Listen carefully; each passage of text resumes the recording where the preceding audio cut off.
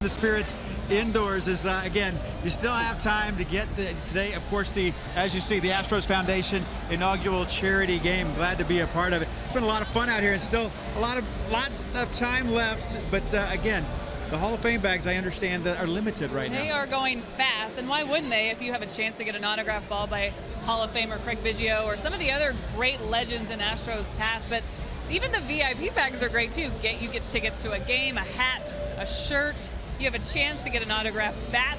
They're even throwing in tickets now for a raffle for a Harley Davidson. Did you hear that? No, I'm heading over there. But also an autographed baseball. We're not talking about just anybody. We're talking about Jose Altuve, Alex Bregman, George Springer. So it's really a cool deal, and we'll be here all night long, right? Astros.com/charity game. If you're at home and you want to order online, it's that easy. Or call the number, or you can come see us halfway through the game too. We'll be here. Baseball's coming up. Stay with us. We've got it coming up from Minute Bay Park here in downtown Houston.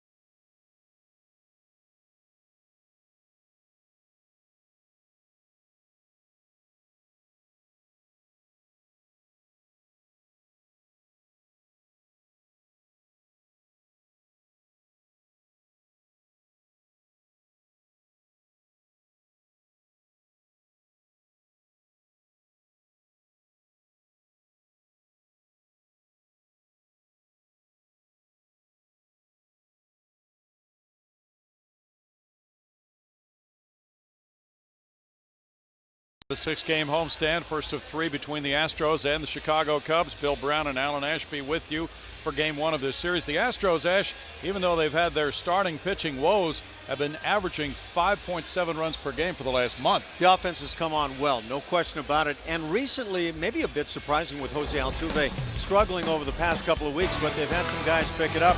George Springer is third in the league in runs scored. He has been constantly getting on base, despite the batting average not being exactly where he would like it.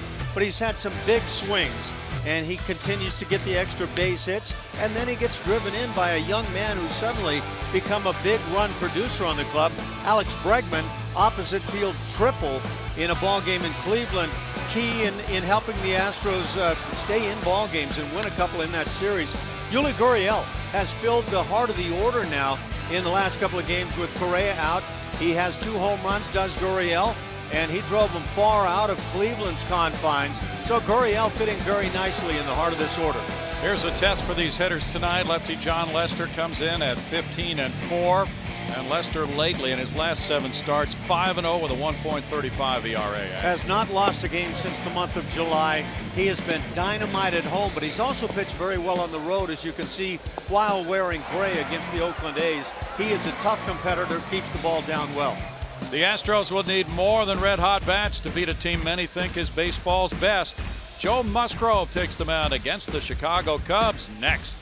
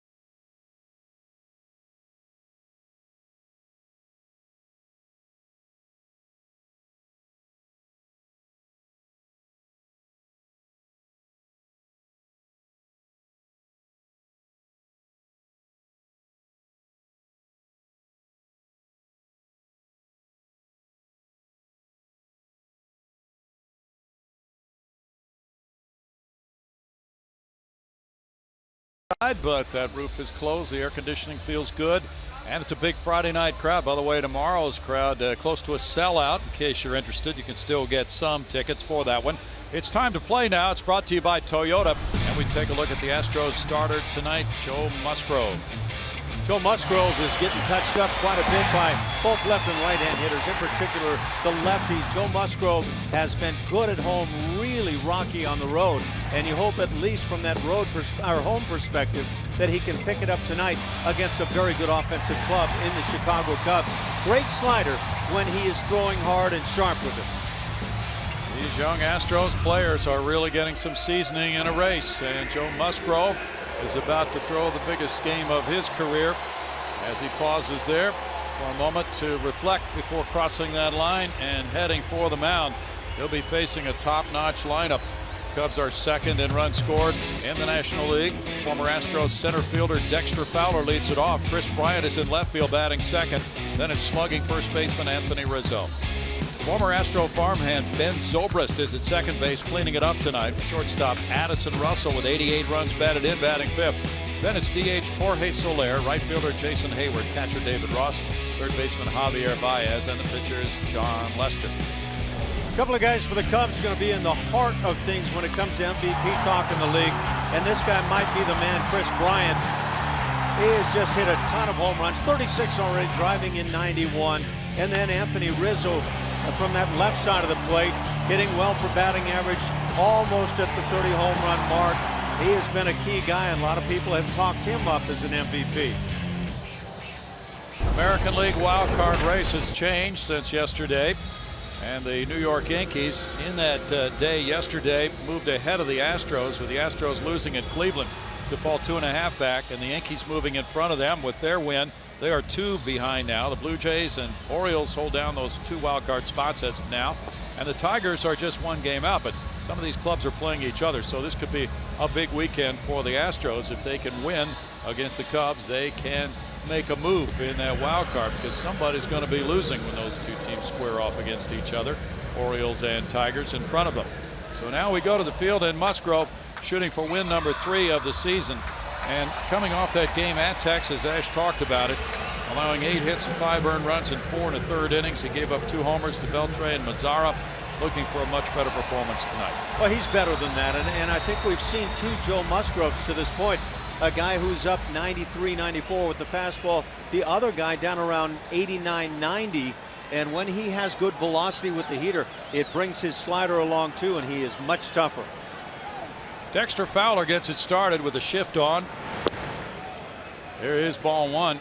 C.B. Buckner is the home plate umpire. 266, 10 homers, 40 runs batted in for Fowler. Fowler takes it. It's 2-0. Musgrove has walked 8 and struck out 35 in his 37 1/3 innings.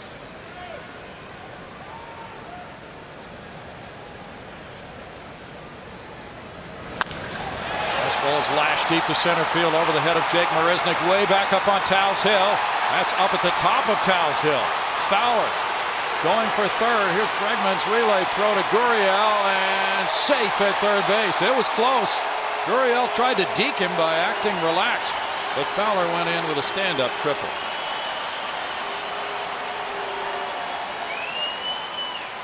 Dexter Fowler, guy who got the most votes among the National League position players for the All-Star team this year.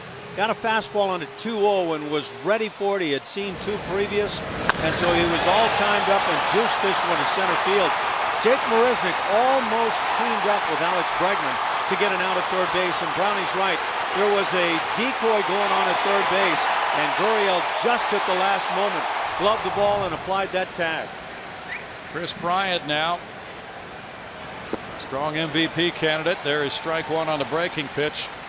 Bryant leads with 112 runs scored. He's hitting .302, 36 homers, 91 runs batted in for Chris Bryant. Rookie of the Year in the National League a year ago, and he's certainly built on that. He goes for the high heater and fouls it back. 0-2. Bryant is a fabulous player. He's 3rd in the National League in on-base average, 3rd in slugging percentage. He's 6th in hits, and with those numbers that you've been seeing on the screen, you can understand why many regard him as the favorite in the MVP race in the National League. Struck him out. Musgrove snapped one off for out number 1. So there's that slider we were talking about. And by the way, with Chris Bryant, big guy that hits for power, you don't think of speed, but he possesses the speed. So you keep him off the bases here. But that slider could be the key tonight for Joe Musgrove. Anthony Rizzo follows. Rizzo has driven in 97 runs. He's 3rd in the National League in that department. The fielders are playing deep. Fastball right there for strike 1. There's another key. Can you use your fastball on the inside edge? Rizzo is hitting .204 on inside pitches this year, but overall the numbers are glittering, as you see. That one looked like it hit him. He swung at it though, so it's a strike. And so it clipped off his quad there. Yeah, something a lot of people may not understand. If it hits the batter, but you've been deemed to swing, then it's just a dead ball at that point once it hits him, but it's a strike. You can take one, you can chest one up, but you swing at it and you've got nothing but a strike. Now the infield comes in tight with an 0-2 count on Rizzo. And he takes, the appeal goes to third base. That umpire, Quinn Walcott, indicates a check swing, and it's 1-2. Rizzo, quite a story. He had limited stage Hodgkin's lymphoma in 08. Been cancer-free for 8 years now after undergoing treatments as a youngster. He's not biting on the high heater, and the count goes to 2-2. It's a good way to work, though, out of the strike zone. See if you can get a little nibble to take place.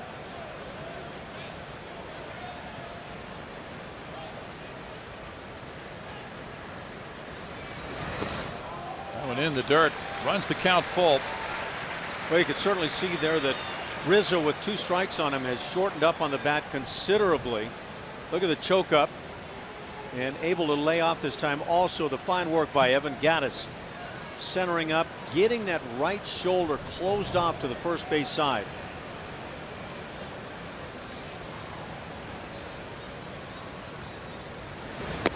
Ball 4. Runners at first and third, 1 out for Zobrist. Hate to lose a guy when you get a couple of strikes on him early, but at the same time, you set up the possibility now for the double play. Zobrist, who's been Mr. Versatility in his career, has been primarily a second baseman for the Cubs this season, settling in at that spot and hitting .273 with 14 homers, 66 runs batted in for Zobrist. And now 35 years old. Here's ball 1 to him. The Astros drafted him in 04 in the 6th round. He went to Dallas Baptist University, but they traded him in July of 06 in the Aubrey Huff deal to Tampa Bay.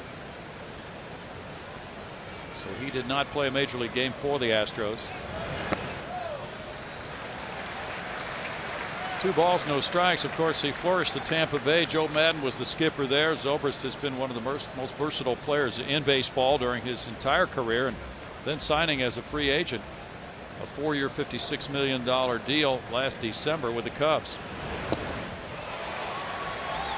2 balls and a strike. He was traded from Oakland to Kansas City last year and played on that World Series winner, so he was certainly welcome in the Windy City.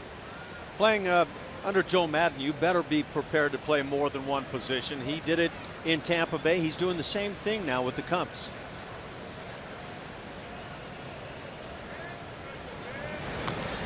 Foul ball. Makes it 2-2. That slider so far has left hitters either swinging through it or just not getting a good swing at all. Joe Musgrove, 23 years old, from El Cajon, California. Supplemental pick of the Toronto Blue Jays after the first round in 2011. The Astros got him in a trade in 2012. And he made quite a major league debut in relief against the Toronto Blue Jays. 4 1/3 innings of 1 hit shutout ball, striking out 8. Fastball punch foul. Keeps the count at 2-2. The Cubs have outscored their opponents by 221 runs this year. It's a ball club that scored the most runs in the major leagues and allowed the least. Pretty good combination. That tells you how they can be 89-50 with a 16-game lead in the NL Central. Foul tip, strikeout, and that is out number 2. A little smallish slider, maybe cutter, left up and away. Taking a look now at our MD Anderson strike zone. You see that last pitch. That breaking ball never even got back to the plate, but you got Zobrist trying to protect the plate, and he's good at going the other way. Joe Maddon has his shortstop Addison Russell at the plate. Joe, manager of the year in the National League last year. There's strike 1. Russell has 88 runs batted in. He's belted 19 homers with a .243 batting average. Good defensive player as well. The Cubs as a team seem to have it all. Bounce to first. The great escape by Joe Musgrove. Runners at first and third, 1 out. Strikes out Zobrist. He gets Russell, and now the Astros come up with Springer, Bregman, and Altuve against Lester. No score.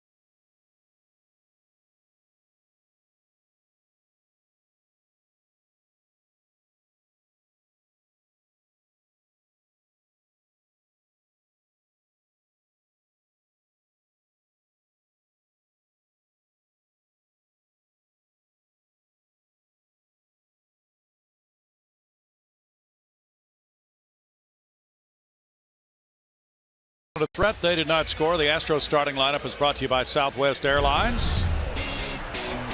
George Springer's the DH tonight, leading it off. It's Alex Bregman at shortstop, batting second. Jose Altuve hits third. At second base, Yuli Gurriel is the cleanup man at third, with Evan Gattis the catcher. Marwin Gonzalez at first. Colby Rasmussen left field. Teoscar Hernandez in right. Jake Marisnik the center fielder. And on the mound for the Cubs, big left-hander John Lester having a great year, 15-4. Excellent ERA at 2.61. He'll be talked about when it comes to Cy Young time. He's had a couple of complete games. One last time out, he took a no-hitter deep into that game, wound up allowing 3 hits and a run. He has put together a string of outstanding work. Has 22 quality starts of his 27. George Springer the first to face him.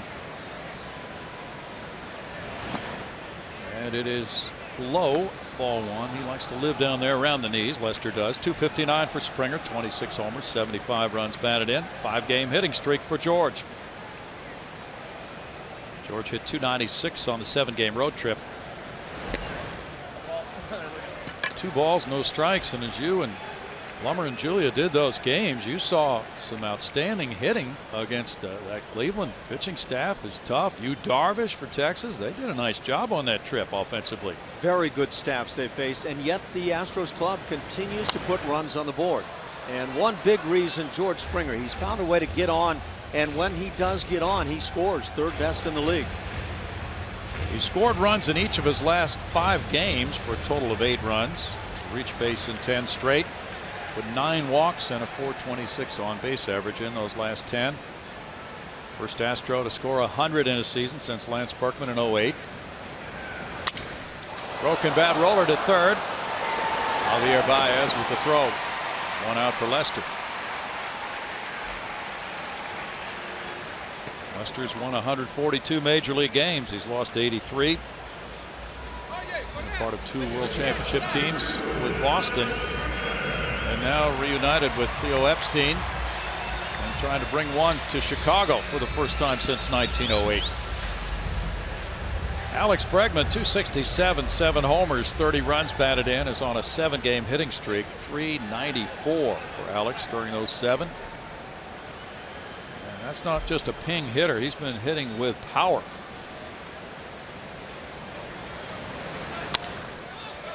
Flared over first base. Here's Rizzo digging hard into foul ground. Hayward coming over. Hayward slides, and he has it. He's one of the best defensive right fielders in baseball. A lot of talk about his throwing arm, and rightly so, but yes, he can go get the ball as well. This was not an easy play at all. See Bregman hustling this ball out, and that's been one thing we've seen from Bregman, along with all the gifts he has offensively. That's a nice play.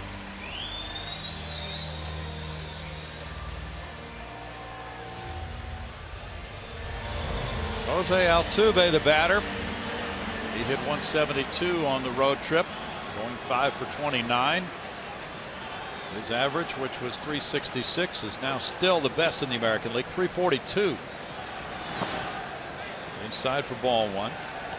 Altuve has 189 hits to lead the American League. 22 homers, 92 runs batted in. Trying to get it fired up again offensively. He lines one over third, but that's foul. Altuve's first at bat in the 4 games in Cleveland. He rammed one off the wall in left center field, driving in a run.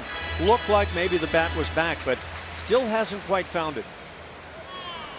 Still leads the majors, though, in hits. And he's now 2nd in the majors in batting average. Flared the other way, foul, 1 and 2. There are some who feel that Jose is trying to put this team on his back right now.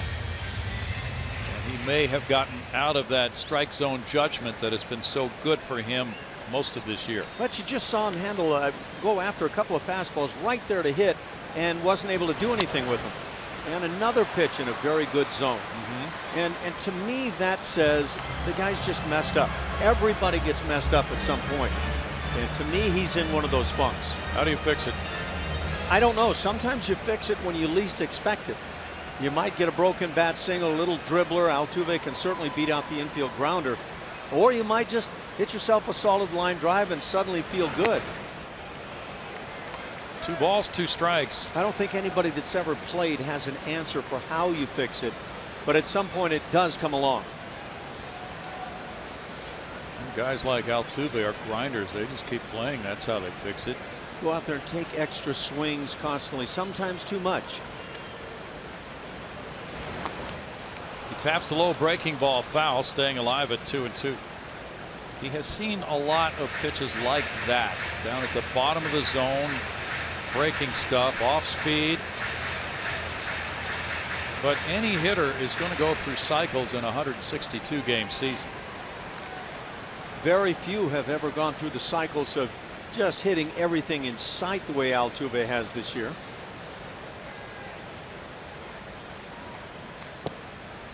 Now it's 3-2. Lester has kept his walks down, 47 walks in 170 innings.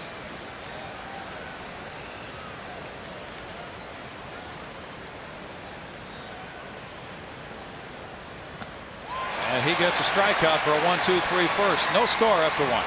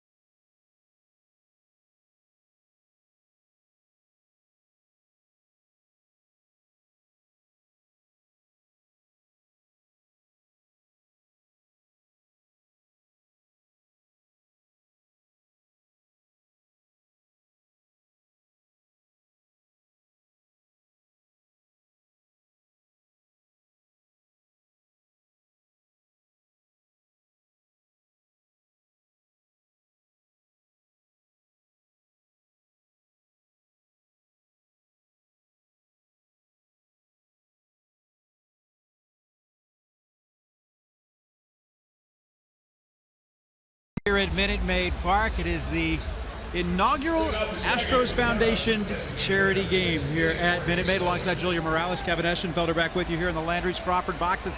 There's still some, you can still purchase the bags. There's still a few left, but you may want to hurry. Yeah, there's 2 different bags you can buy out here, and it's all for a great cause. 2 organizations the Astros feel very passionate about in the Boys and Girls Club of Greater Houston, and then of course USO Houston. So raising money out here. We're having a good time out in the Crawford boxes too, guys, but we'll send it back over to you in the booth, Brownie.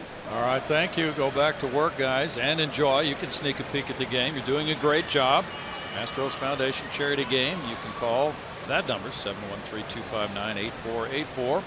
Get yourself all lined up with whatever you're looking for tonight. Jorge Soler just took ball 1. And now it's 2-0 to the DH for the Cubs with a .250 average, 10 homers, 28 runs batted in for the 24-year-old from Havana, Cuba.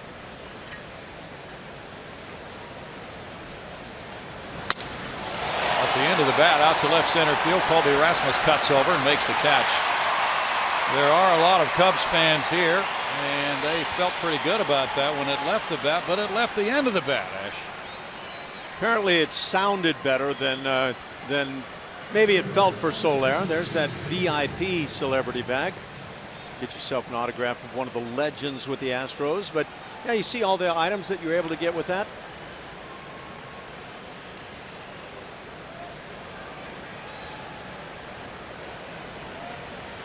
Jason Hayward's the batter. Breaking pitch in for strike 1 to Hayward. 229, 6 homers, 42 runs batted in.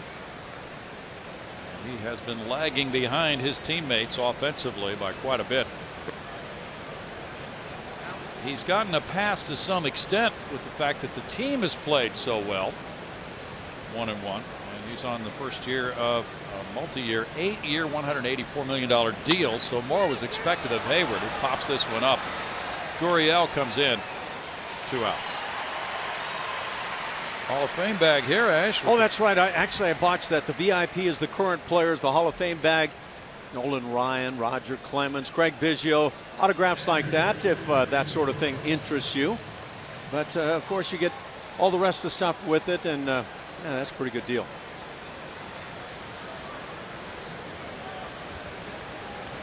Two outs, and it's David Ross batting now.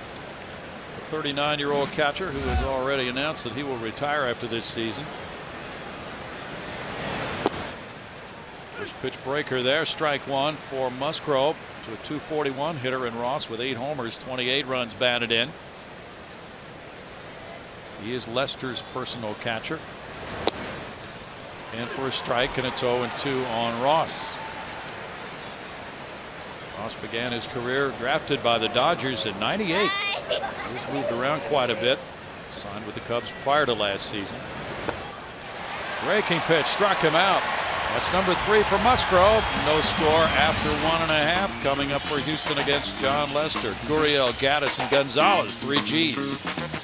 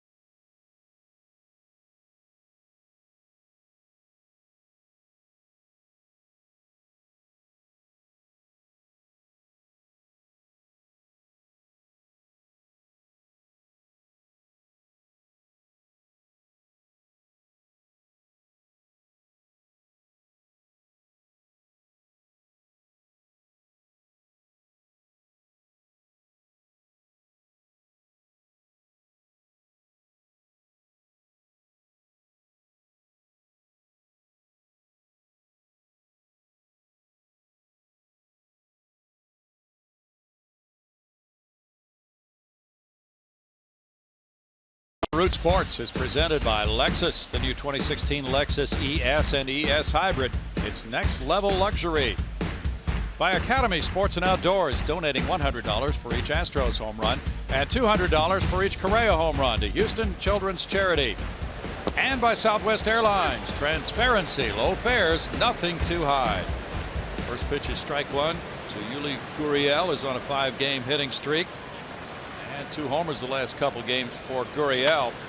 This one a line drive into left for a hit, and already a 6-game streak now extended to that by Gurriel. And boy, he looks better and better every game, Ash. Thoroughly impressed. He uses the entire field. He's showing now with a couple of home runs in Cleveland that he's got power that way. Wraps the bat, but he gets it back there very well. And with his body, he gets through balls extremely well. That's a look at our Super Mole presented by Mattress Firm.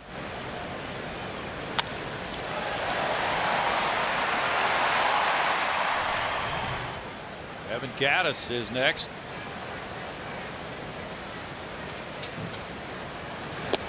That is upstairs, ball one. Gaddis really has had a nice run. 24 homers, 59 runs batted in, a .245 average. He's tied the club record for homers by a catcher in a single year, joining Jason Castro and John Bateman. Gurriel is really not a base stealer. 2 balls, no strikes. Lester has had problems throwing. Sounds crazy for a pitcher. Talking about throwing to bases. Yes. 3 balls, no strikes. There have been pitchers through the years that have had that same kind of issue. I think of a former teammate, Larry Anderson, just could not throw to the bases, couldn't perform the intentional walk. It's very difficult, and that's been the case for Lester. Foul back on 3-0. Gaddis getting the green light. So base runners have been trying to take some liberties on Lester the last few years, but there have been 22 steals and 10 caught stealing. The equalizer has been Ross, who's thrown well this season. And that is not a lot of attempted steals for a pitcher who has throwing problems. It's fairly quick to the plate. He'll come from that point, and even with a bit of a leg kick, he's quick. Caught by Russell on a leap at short. Hard hit out, number 1.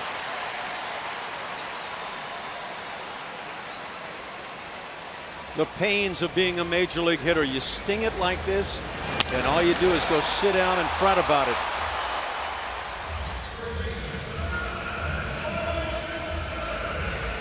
Gaddis did a lot of things well in that at bat. Yes, he did. Russell with the play. Now Marwin Gonzalez. 254, 12 homers, 38 runs batted in. Marwin was 4 for 12 with a homer on this last road trip. Trying to get healthy again after discomfort in his right hamstring.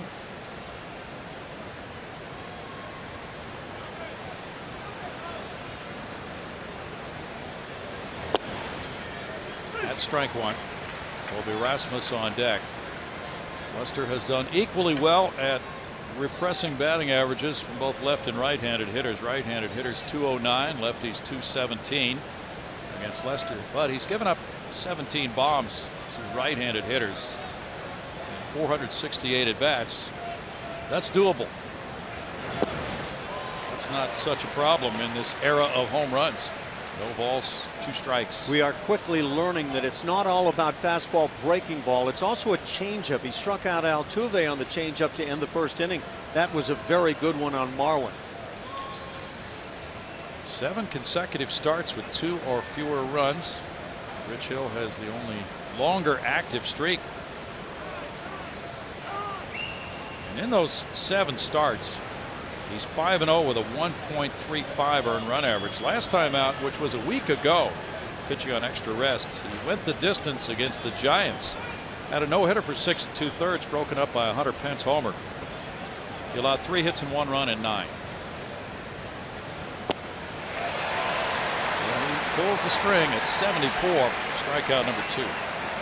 Follow Astros baseball live with MLB.com's At Bat app. Stay up to the moment with game day, StatCast, live highlights, and more, even at the game. With Minute Maid Park's new Wi-Fi. Download the app for your phone or tablet right now.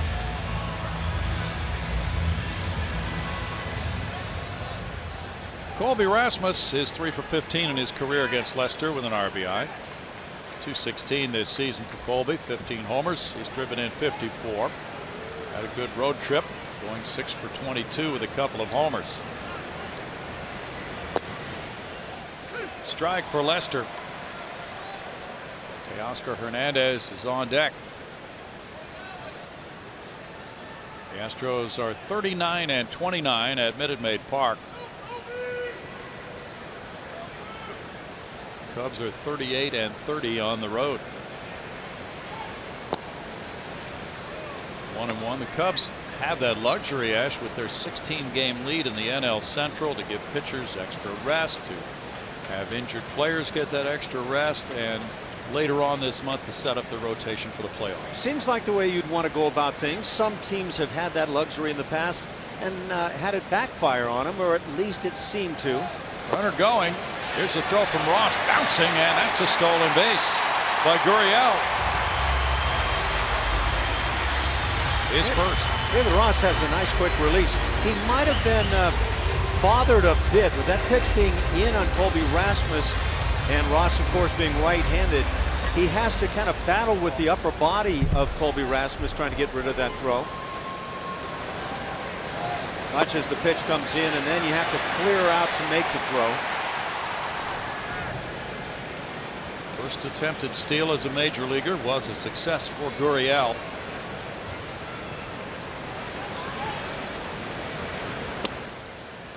That's called a strike by Buckner, and it's 2-2 on Rasmus. Yeah, Brownie, we haven't seen a lot of the running from Gurriel, but I watched him go up the line on the base hit and then on the stolen base, and he runs well.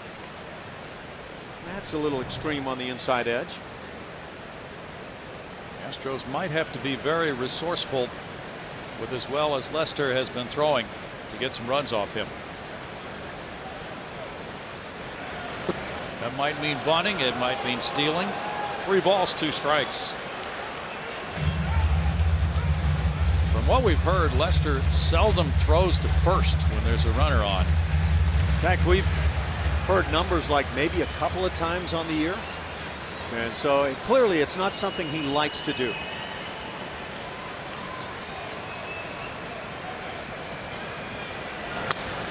Fly ball out over second base. It goes out to the center fielder Fowler. For round number 3. No runs, a hit, and a man stranded after 2. No score.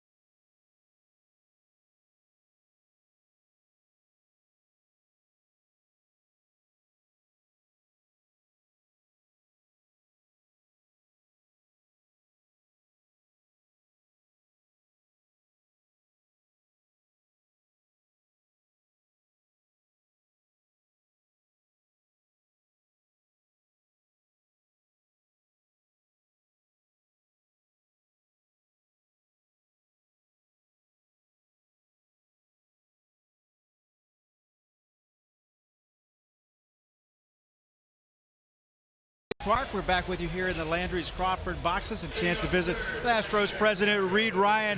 And of course, we've talked so much about the Astros Foundation charity game. It's been a lot of fun out here. We've been seeing a lot of folks come through. Just a great cause. Not only just a lot of fun. I mean, you get people to be able to come out here and get some cool stuff. No, it is. It's great. We've already raised over $45,000. We only have 3 of the Hall of Fame bags left, and this has been really fun for us. This was Root's idea. They came to us and said, hey, can we do something that our fans and Astro fans can get behind? Can we get some great charities? So we got the USO Boys and Girls Club. We got the players behind it, and here we are tonight raising money, and it's great to see. And that's one of the things, too, is you did get the players behind it because, you know, you see, I saw Nolan Ryan sign baseball just a moment ago, and so you really – you need their help in this, and then they were it seemed like they were really happy to get a part of it. Yeah, it's the proverbial win-win-win. We went to the players and said, look, we want to do something that fans can get involved, get some really good items, and give back to charity. They said, great. So getting all of our guys, Jose, Carlos, Dallas, all the legends, Biggio, Bagwell, Clemens, Ryan, all in for these, you know, $200 and $400 grab bags, and then throwing in the jerseys, kind of the golden ticket, and some of the other fun stuff. It's just really been fun to see how it's gone well. It's an orange ticket, by the way. Just let you know. All right, Reed, appreciate you stopping by. Okay, well, you guys keep coming out here and don't get hit out here, Kevin. Yeah, no kidding. All right, Brownie, send it back up to you. All right, thanks. There's a roller out to Jose Altuve out of the shift. He makes that throw on the run to get Javier Baez. Out number 1 for Joe Musgrove, who survived a leadoff triple up on Towles Hill by Dexter Fowler. And that's important in the early going until the Astros try to get locked in on Lester. There's that orange ticket they talked about. Batting practice passes. I think I'd try to turn that into a shot to get some swings. Saw a lot of folks on the field for batting practice tonight. Fowler comes around for the second time. He ripped a 2-0 pitch about 425 feet for a triple. So leadoff triple, no runs scored in that first inning. A very nice turnaround from Musgrove.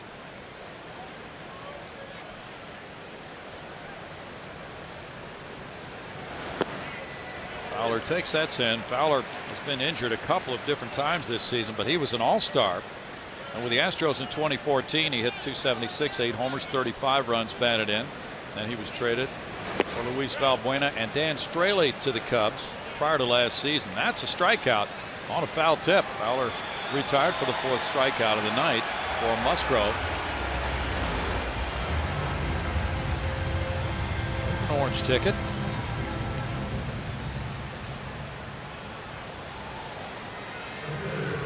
Nolan Ryan autographed baseball in that HOF bag.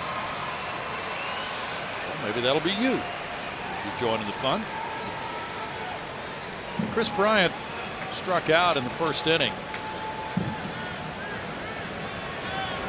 It's out of that deep crouch, Ash. Deeper than I think even Jeff Bagwell hit out of, and that was pretty deep. But yeah, apparently he's able to come out of that crouch and just almost like a golfer leap as he makes contact with the baseball. He's added some pounds on that thin frame. He went to the University of San Diego. The 2nd player drafted in 2013. The Astros took Mark Appel with the 1st pick. The Cubs followed with Chris Bryant with the 2nd choice that year. Off-speed pitch floats in high, and it's 2-0. And Bryant really has delivered for the Chicago team. He's a good third baseman. He's a good left fielder. In fact, some will say better than just good, and he's a great offensive weapon. 3-0 pitch is ball 4. Ball 3 I thought was a callable pitch. That last one very close. 2 walks for Musgrove. There you can see ball 3 that was a strike, and this one also you got parts of the ball in the strike zone. That's exactly what you're trying to do. The Cubs are tops in the National League in on-base average. 343, 2nd in the majors. Anthony Rizzo drew a walk in the 1st on a full count delivery. Rizzo is 27 years old. Boston drafted him in the 6th round in 07, traded him to San Diego when Theo Epstein was with Boston, and Theo told him, "I'll try to get you back someday," and that worked out as he made a deal with the Padres. That was the Andrew Kashner deal.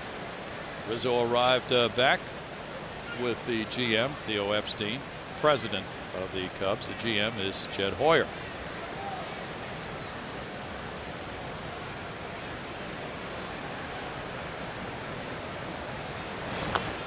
Rizzo fouls one.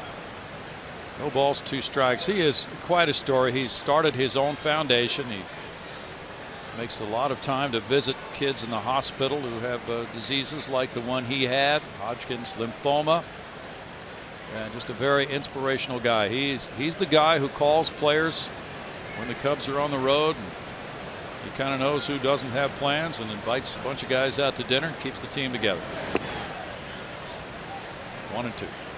Fun-loving guy. The 1908 Cubs, the last Cubs team to win a World Series, had a famous first baseman, Frank Chance. He was known as the peerless leader. Nice. That one hit him, and he checked the swing this time, unlike earlier when he swung at the pitch that hit him. So now runners at 1st and 2nd at 2 outs with Zobrist coming up. As we watch this slider break in and hit that back knee, he's let himself get drilled already twice, once with a swing, once without. But I was thinking about what you were saying. The Astros had a player, Don Sutton, came in one year, and he said he would apply for the job of social director, and he would set up all the events. It's a thankless job, though. 2 men on now, and it's Ben Zobrist. Zobrist struck out in the 1st inning.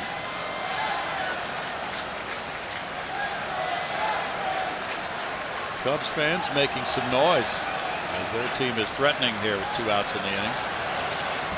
And they are all over the country, going back to their days on WGN, the Superstation, on so many cable systems. The Cubs have been a team of choice for many in other cities, transplanted Chicagoans or just people who grew up following WGN and the Cubs. And of course, a lot of that was because their games were on in the afternoon, and at that point they were the only game to watch. These days they're not fearful of identifying themselves. Marwin backhanding, tossing to Musgrove, gets out number 3. Second time in 3 innings. Musgrove has worked hard to get out of trouble to keep this game scoreless.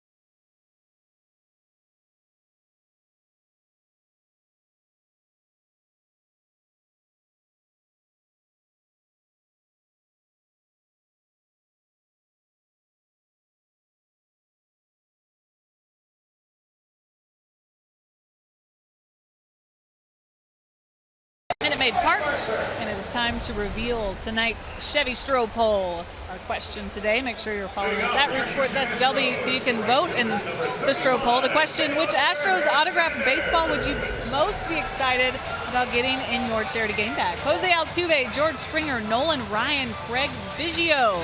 Which you'd pretty much be a winner if you could get any of those. That's just one item included in these charity bags that the Astros Foundation are selling tonight out here in the Crawford boxes for people that are at the game. And of course, you can get these online as you watch the game or call in and get your charity grab bag. And I mentioned the Craig Biggio and the Nolan Ryan autograph balls. Guys, there's only a couple of those left, the Hall of Fame bags. So hurry, fast order.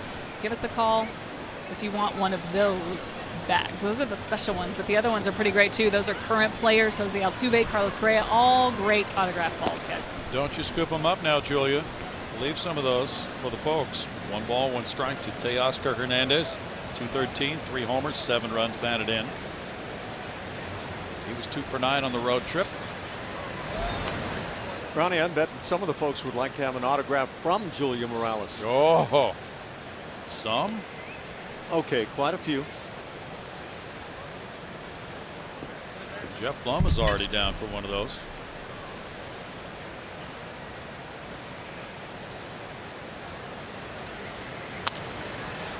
Fly ball, and that one heads for the seats for a 2-ball, 2-strike count for John Lester. What a season for him with the 4th best ERA in the National League, and he has some company in that top 5 ERA standing in the National League. Boy, the Cubs have pitched extremely well this season.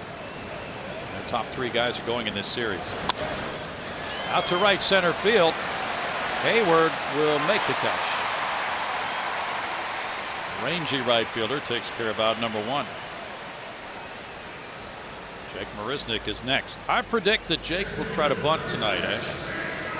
Now, I was thinking about Jake and another guy that certainly will try to drop it on you. Colby Rasmus against left-hand pitching. I'd be surprised if he doesn't try to drop one at some point. Yeah. Jake, a 214 hitter with 5 homers, has 15 runs batted in. He often does try to bunt. Third baseman Baez, not all that deep, but he is a step deeper than third base. Rizzo's in tight at first, and there's the bunt. Barehanded, and the throw to first. That's quite a play by Baez. Big time play by Baez for out number 2. Well, that just may take away the notion of laying down a bunt, because that was a heck of a play. Wow. This is not a bad bunt. It's shown a little bit early, but usually with Jake's speed, that's okay. But Baez comes on, and you can't do it any better than this. You see a lot of times, even with the barehanded effort, there is still a period of time taken to get that ball centered up in the hand, but Again, that's just gorgeous work. Wonderful play by Baez for out number 2. Now George Springer backs away. And of course, the ideal would be to have Lester field the bunt because of his throwing problems.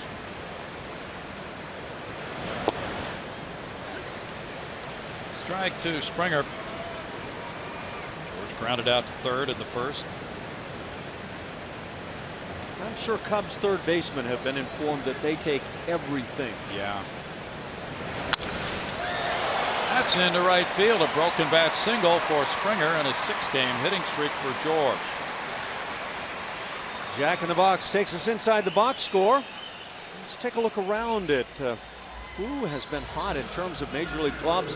Best record since August 19th. We've got the Mets atop that list. Yeah, they've been playing really well. The Astros as well. The Yankees with the youngsters. These Cubs, of course, and the Dodgers have amassed a pretty good lead in the National League West. Alex Bregman will be the batter. Just got word from a friend that the Hall of Fame bags are now sold out. After the friend tried online and by calling, they're gone. Alex Bregman around for the second time here. Did you say they gone? They gone. Hawk Harrelson would love it, right? Runner takes off. Here's the throw from Ross. It's there, and the tag gets him. Springer gunned down from 2 to 4 to end the third inning with no runs, a hit, nobody left. It's scoreless after 3.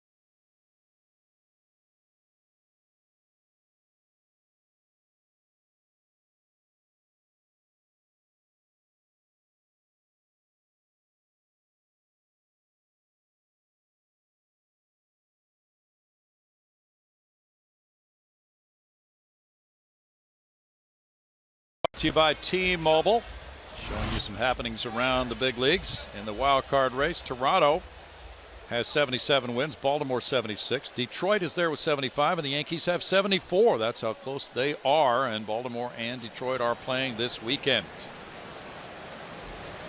Right now it's Detroit 3, Baltimore nothing after 5 rather, in the Motor City. Addison Russell leads it off in the 4th inning here. And it's ball 1 to Russell, who grounded out in the 1st inning. I have to say that's pretty good looking start-off pitch right there. We're seeing a number of pitches called strikes on the other side. He pops it up. Altuve's calling. It's 1 out for Joe Musgrove. Looks like a good time there. Yankees lead the Rays 3-2. They're in the bottom of the 4th in New York in a rain delay. You remember any of those recently, Alan Ashby? Yeah, I just might, yes. Jorge Soler hit a fly ball to left earlier. That's ball 1. Had a good amount of rain come down the other day in Cleveland. Michael Fulmer is pitching for Detroit with that 3-0 lead over Baltimore after 5. It's 2-0. A lot of talk about that missed call by the umpires in yesterday's game at Cleveland. Painful, too. In for a strike to make it 2-1. Yeah, I think Major League Baseball has to do something about the inability of the umpires to ask for a replay, just for some common sense. Now 3-1 to Soler. Cubs are averaging 5 runs per game this season. They just lost 2 of 3 in the previous series at Pittsburgh. Pop up. Altuve comes over. Marwin Gonzalez is underneath it, though. Our Geico quote of the day. Let's see what comes up here. There's that fancy play. Lonnie Chisenhall gets a good piece of this one, but kept it in the yard. Jason Castro obviously said that's a foul ball, but when it's all said and done, where was the quote? I'm sorry, I missed it. I apologize while I watched the play. Yeah, Jim Joyce says I'll be looking at it tonight. Yeah, I hope it, well, Jim Joyce is a good guy. I don't want it to be painful for him, but for Major League Baseball, it should be painful. You have to have a common sense check of a play like that. Strike 1 to Hayward. Direction, the Cubs just lost 2 of 3 in Milwaukee in the previous series. They had a day off yesterday. Yeah, that'll be coming up again. You know it, in a pennant race when something like that happens. Not to say the Astros necessarily would have won the game, but you'd like to see what might have happened had that call been correct. That's a good looking pitch. Good changeup right there. Swing way out in front. Yeah, I have my feelings about it. Had that been instead of the Astros, you name the other team inserted there, if a call like that had gone against him, what Major League Baseball would say. And how about that pitch? Boy, my goodness. 2-2. If you're Joe Musgrove, it's got to feel like you delivered a good one, but well, inside. Tap to first, one big bounce for Marwin. And Musgrove welcomes an easy inning, 1-2-3 in the 4th inning to keep the game scoreless.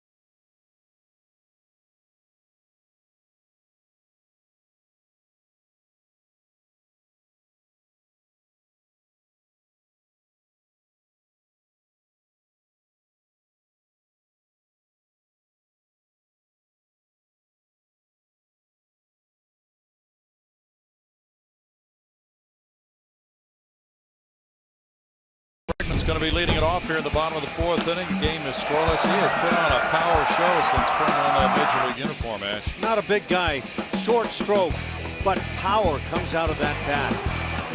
And he's hit the 2-baggers, 3-baggers, and the home runs. 7 home runs already at this stage of his career, especially after the slow start. Very, very impressive. It's ball 1 to the LSU star. Bregman fouled out to the right fielder, swinging at the first pitch in the 1st inning. He was at the plate when George Springer was thrown out trying to steal to end the last inning. works the count to 2-0. Bregman has a .488 slugging percentage, and that is 4 points higher than Evan Gattis coming into this game.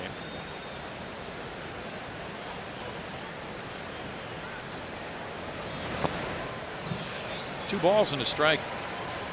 He has really been helpful to this Astros offense, and so has Gurriel.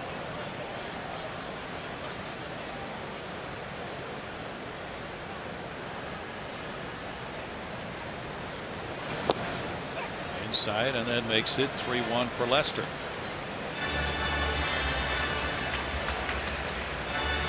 Lester wants to do the same thing in Chicago that he was a part of in Boston, putting that long championship drought to an end.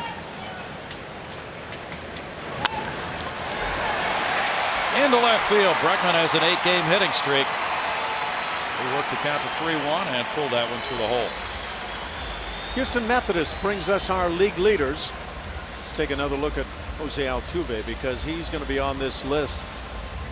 Players to lead the American League in hits 3+ consecutive seasons all time. Ty Cobb, 3 times he's done it. Wow. Jose Altuve on a list with Tony Oliva, Kirby Puckett, Ichiro.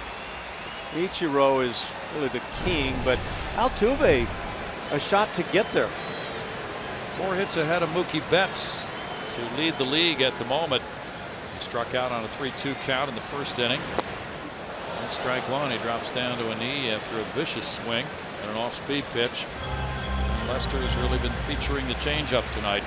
Even after the big slide here recently, 341, that's the figure that won the batting title 2 years ago for Altuve.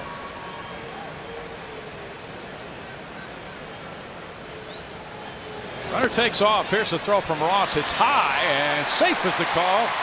Bregman steals it. He's 2 for 2 now. Make no mistake, there's purpose behind this running game tonight with John Lester and his inability to throw to first base. Now, David Ross has shown that he can throw well, but I think you will continue to see the Astros run when they get a shot. Ross made it close.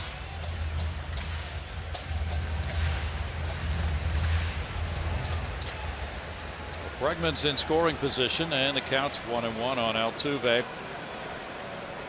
2 steals tonight for Houston, 1 caught stealing.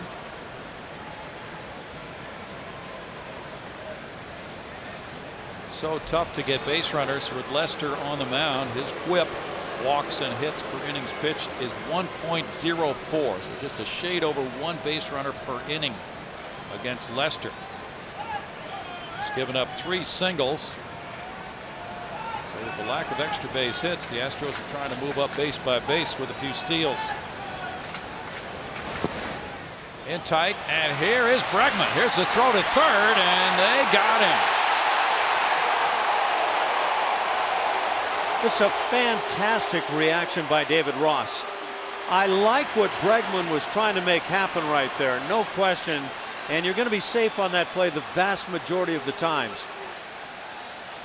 The Astros checking to see if they're going to ask for a replay or a review on this one. But look how quickly Ross comes out of picking up the baseball, spinning and throwing while turning. Just fantastic work. Quite a tag by Baez.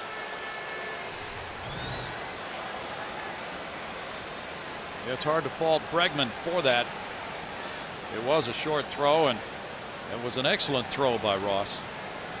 2-1 now to Altuve. I think if you go back and take a look at that throw, Ross is actually in the motion of throwing before he gets his head all the way turned back to third base.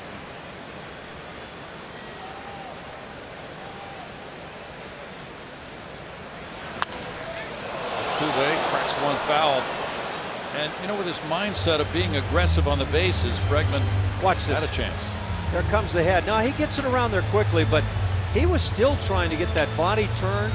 That's hard to tell from that angle if a tag was actually made. You know, from that angle, it looked like he swiped it a little bit early. I would agree. I would agree. The other angle, I thought they got him. Looked that way from the other angle. But, again, kudos to David Ross for that fine play.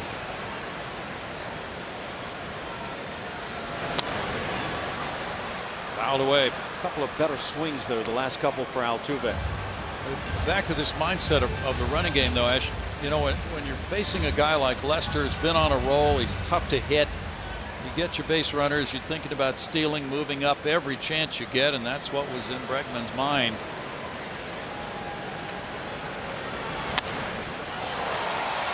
Fowler over, and Hayward is there calling. 2 outs. No, I agree with you completely, and then I don't think A.J. Hinch or anybody would try to tell Alex Bregman, hey, tone it down a little bit. I thought that was a wise choice. Yes. The throw could have gone into left field, and he may have scored a run. That's such an instantaneous decision for the base runner. Hard to say he really made the wrong decision. They just made a nice play. Gurriel singled to left.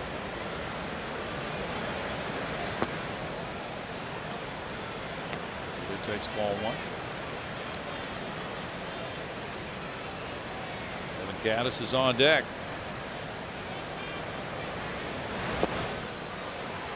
1 ball, 1 strike. Ronnie, I think we're all going to be looking forward to what a full season might bring for Yuli Gurriel. Yes.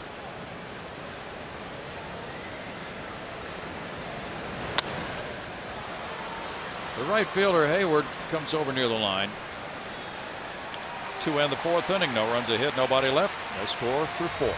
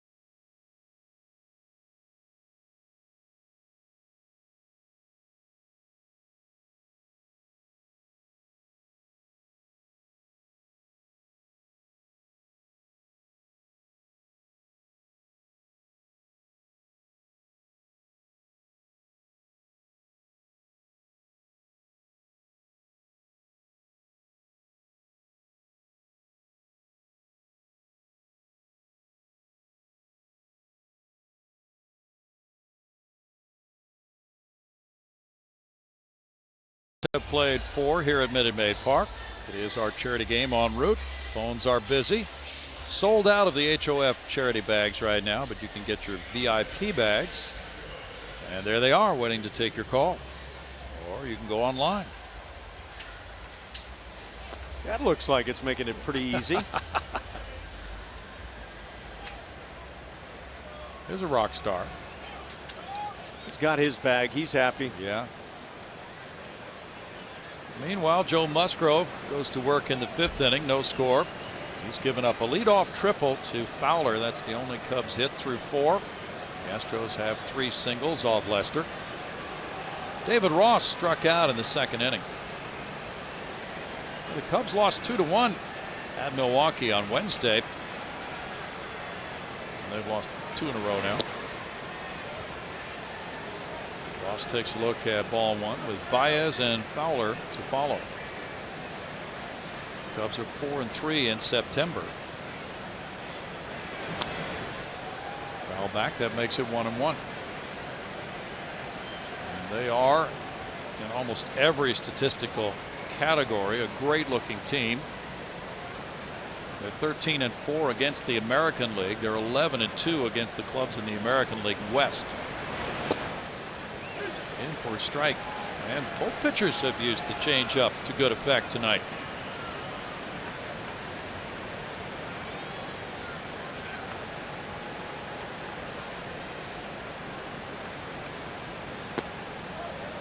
It's 2-2.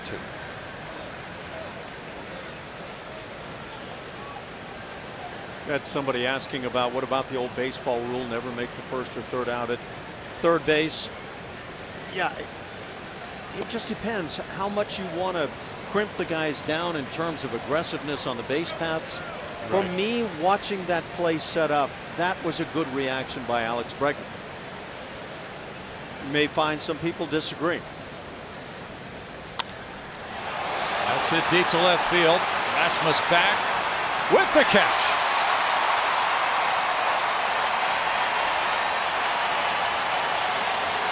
That's a pretty nice play. That's that tough area. We saw Teoscar Hernandez on the recent homestand prior, and he got caught on the edge of the scoreboard there, but Colby Rasmus knows it well. Nowhere near as easy as you might think, getting around that board and figuring out that you have room.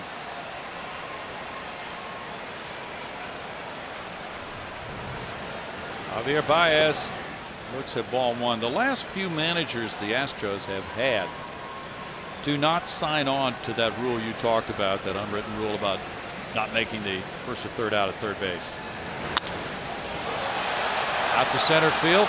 Marisnik still retreating. A long second out. Join the Astros at Minute Maid Park tomorrow night when they take on the Cubs. 10,000 fans will get a George Springer outfield wall catch bobblehead presented by Nolan Ryan Beef. For more info, visit Astros.com, or you can call 1-877-9-ASTROS. And get up on that wall. George DHing tonight. Day game coming tomorrow. An early start at 12:05 for Colin McHugh and John Lackey. Dexter Fowler has a triple and a strikeout. There's ball one. This is the only game we will be televising here on Root Sports of this 3-game series.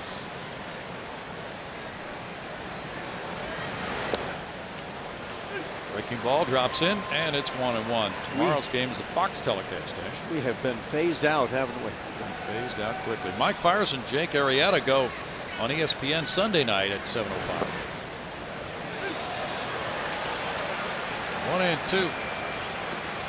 So if you have had tickets for this Sunday game for a while, that game was changed, what, a couple of weeks ago, Ash, to a night game? Yeah, I think so. Like that's right. If you haven't received that word, be so advised. 2 balls and 2 strikes.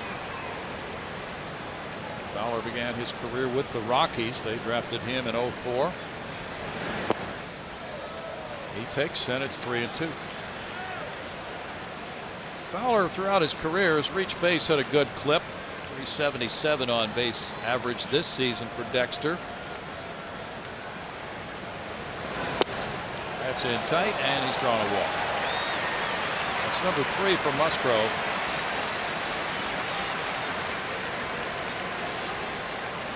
Yeah, so further on what we were talking about the base running, it's been said by somebody else, the Cubs are too good to make mistakes. Well, so what do? Just lay back and play for the long ball only, and you know it's always that blend of being aggressive and playing the game as hard as you can play it. Do you consider 88 errors to be mistakes? I would, yeah. Okay. Ball one in the dirt to Bryant. Cubs are an outstanding team. They are solid defensively. So if they don't make mistakes, you've got to do something extra to win, and a lot of clubs have been unable to do that. Sure. No, I think if you're telling your base runners to be aggressive, you cannot have Alex Bregman thinking first and foremost, I cannot make this out at third base if the ball's in the dirt. I would agree. 2-0. And again, I mean, there are some plays that are just in categories that you might refer to as bonehead or whatever. That was not for me. Not at all.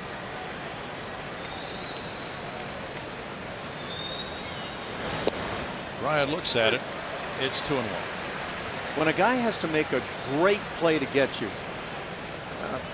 it's probably worth the risk a lot of times.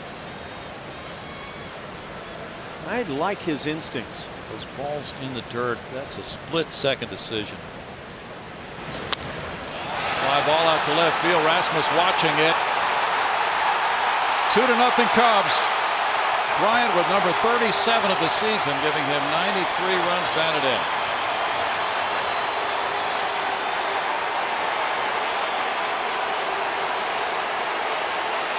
Yeah, he's a whale of a player. And he has made an enormous difference for these Cubs.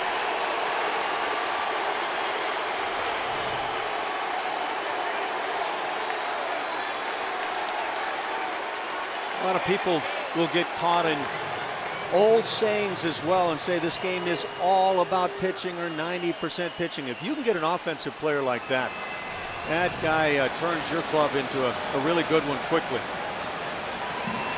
Rizzo takes strike one. He's drawn a walk and he's been hit by a pitch. Cubs have hit 172 homers. They're 5th in the National League.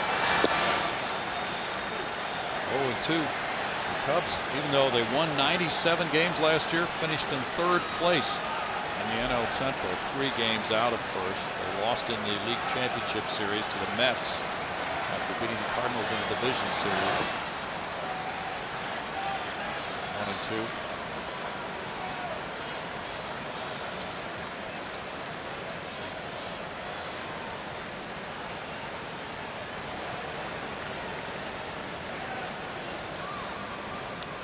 Rizzo fouls it. Rizzo is on track to become the first left-handed hitter in the National League since Barry Bonds in 2004 to hit 30 homers, drive in 100 runs, and strike out fewer than 100 times, although he would have to limit his strikeouts to 8 for the rest of the season. He may not do that, but that's the kind of year he's had, and he has developed that 2-strike approach you noticed earlier. He does choke up a little bit, has more of a contact approach when he gets to 2 strikes. Out to center field. Risnick. The 2-run homer by Bryant makes it 2-0 Cubs in the 5th.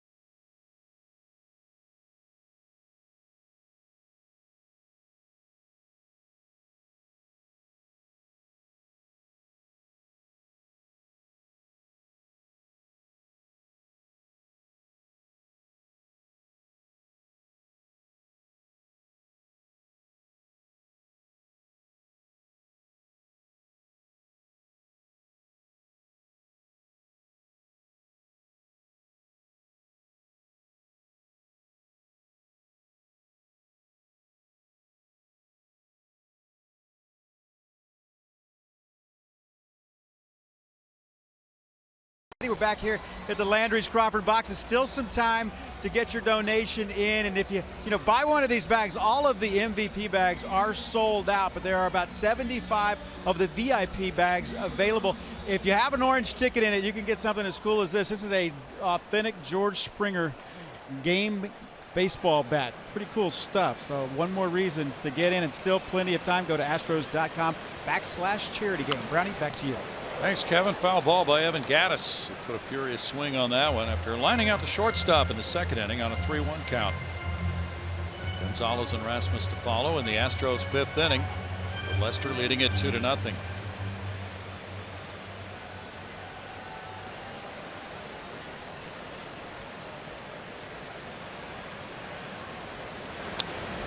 Evan fouls it with another good cut, and it's 0-2 on Gattis.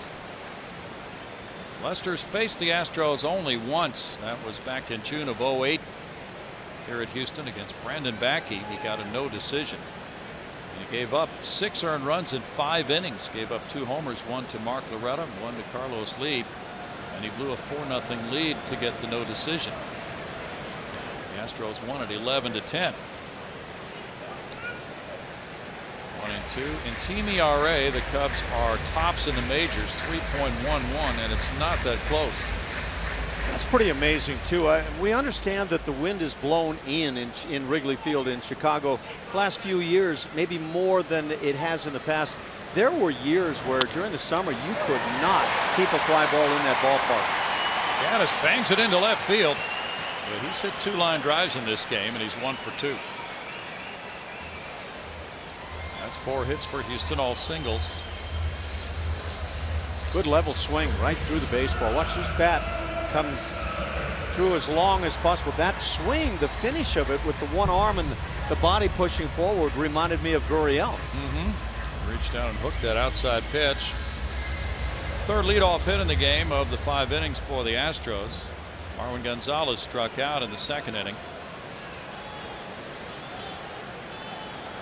7-year-old John Cruz was the Minute Maid kid of the game tonight. He got to throw out a first pitch. And his birthday. Showing bunt. Marwin takes it at strike 1. Soler just instantly breaking in on that third base side. They clearly, the Cubs are protecting that area where John Lester is unable to field. So wouldn't the strategy be to bunt it to the first base side so Lester would have to field it? Well, maybe so. 1-1. In a sacrifice type of scenario, I don't think that's what this is, though. And yeah, 2 runs down here in the 5th inning. That would surprise me if Marwin has a sacrifice bunt on. Well, you're right. But let's say, you know, you're just counting on him mishandling and misthrowing the ball and not so much having to lay down that perfect bunt for a hit. This, after seeing 3 consecutive pitches, Marwin showing bunt, maybe there is a bunt on. I'm surprised nonetheless. You know, you talk about sacrifice bunt, giving up the hitter, but maybe maybe the Astros thinking they're not giving up an out here because maybe not. They're counting on an error. Yeah, maybe that's the thought process. Keep in mind, Marwin's the 6th hitter in this lineup, and you move to a left-handed hitter in Rasmus following. True. That's not where you would typically think bunt. True. Ground ball. Russell to second. There's the turn by Zobrist, and it's a double play. And I can hear everybody thinking right now, well, yeah, to stay out of the double play. Well, yeah, if you only had that kind of a crystal ball.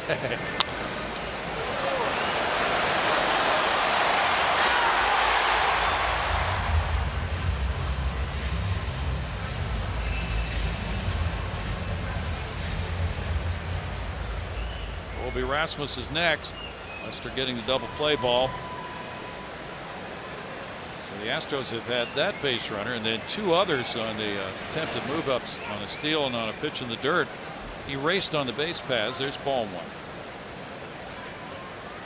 The Cubs were 35-15 at the end of May.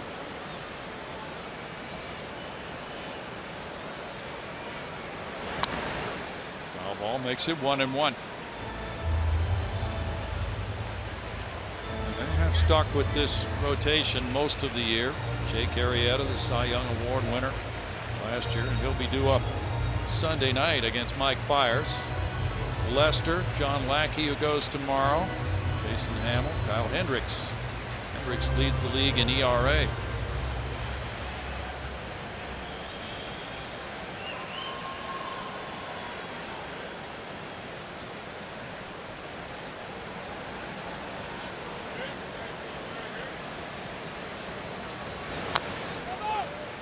Chop foul by Rasmus. 1-2. Carlos Correa met with the media before the game tonight. He said his left shoulder is getting better from the inflammation. And he's day to day, but there's some thought that perhaps he might try to play tomorrow afternoon. It is an early game, though. 12:05 start.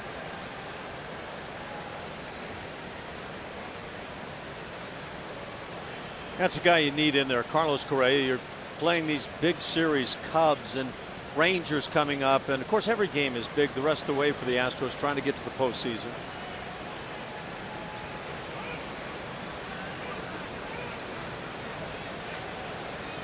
Oscar Hernandez on deck. We talked about Wrigley Field with the wind blowing in. Their ERA at home for the Cubs is 2.61 at Wrigley Field. Isn't that something? It's crazy. Yeah, I've been in there many times as a visiting club, and pitchers immediately go out at the hotel and look to see which way the flags are blowing at the hotel. That's right. And you knew if it was going to be a rough day for the pitcher or a day that goes the other direction, that wind coming in is all about pitching.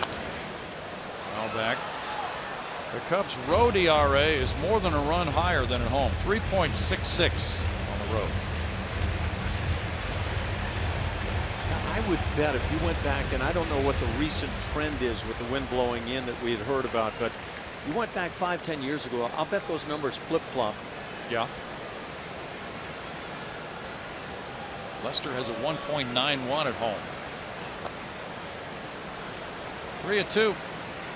On the road, he's 7-2, but his ERA a much higher, 3.40.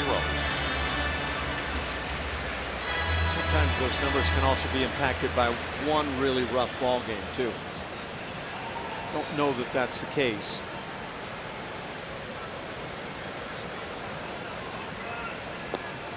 That strike 3 call, double play and a strikeout in the inning. Strikeout number 3 ends the 5th inning, 2-0 Cubs.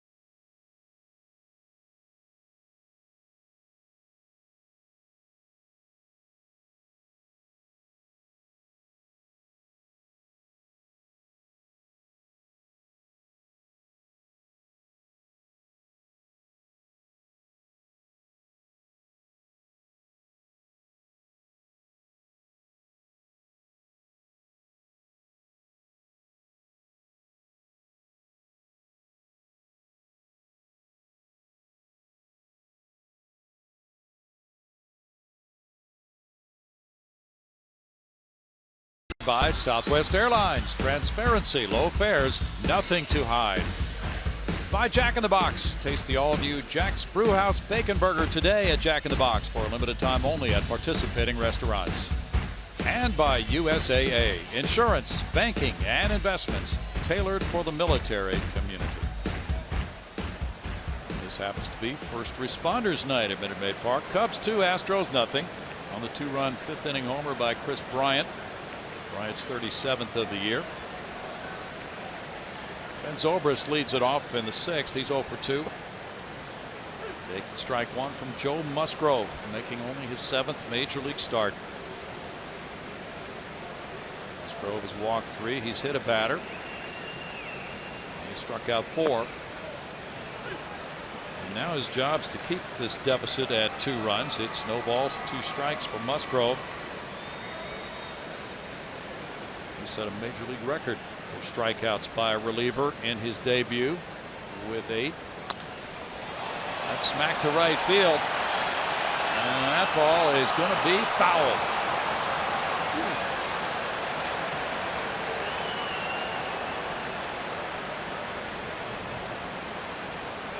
Close going down the line. Ben Zobrist has really proven to be a valuable player, a guy that can play numerous positions, swings from both sides, but kind of an unusual cleanup man. Yeah, not the vaunted slugger that you often see as the cleanup man in a lineup. More of a contact hitter. Career .431 slugging percentage for Ben Zobrist.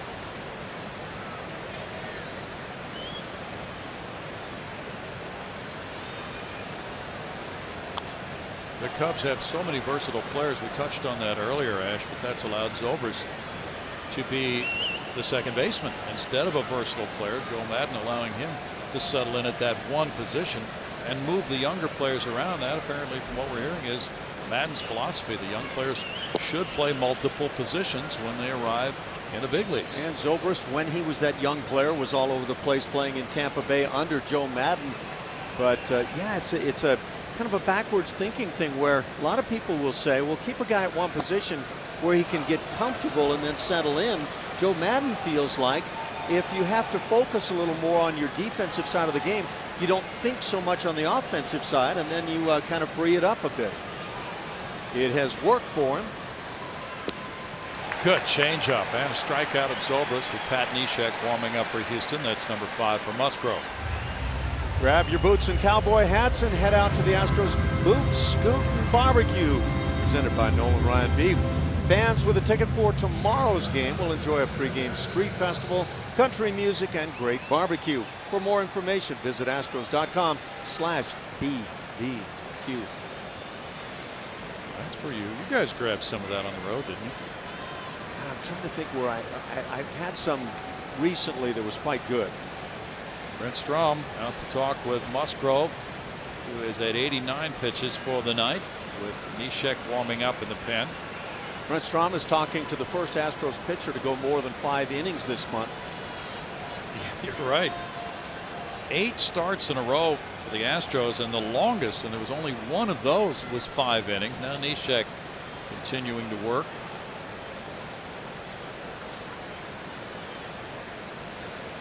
Part of a stretch of 13 games in a row for the Astros against first place opponents. Addison Russell banks one to center. Marisnik backing on it.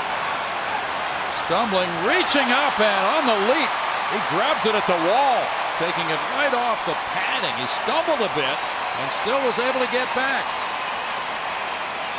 Addison Russell juiced that ball pretty well, and Jake had just enough room to be able to haul it in. A couple of long fly balls hit in the inning, 1 foul. But maybe a warning sign that Musgrove is losing a bit. Changeup was highly effective on the strikeout. Soler with ball 1. Soler is 0 for 2.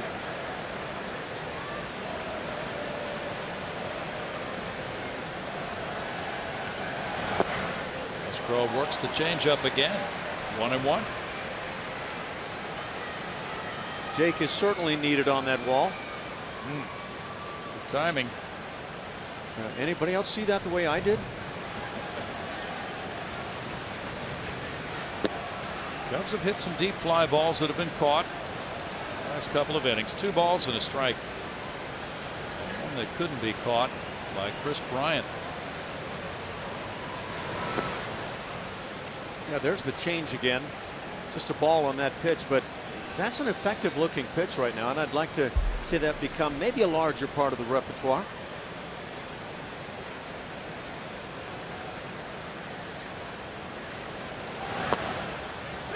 He gets a call, and it's 3-2 for Musgrove. The next run the Cubs score will be their 700th run of the season.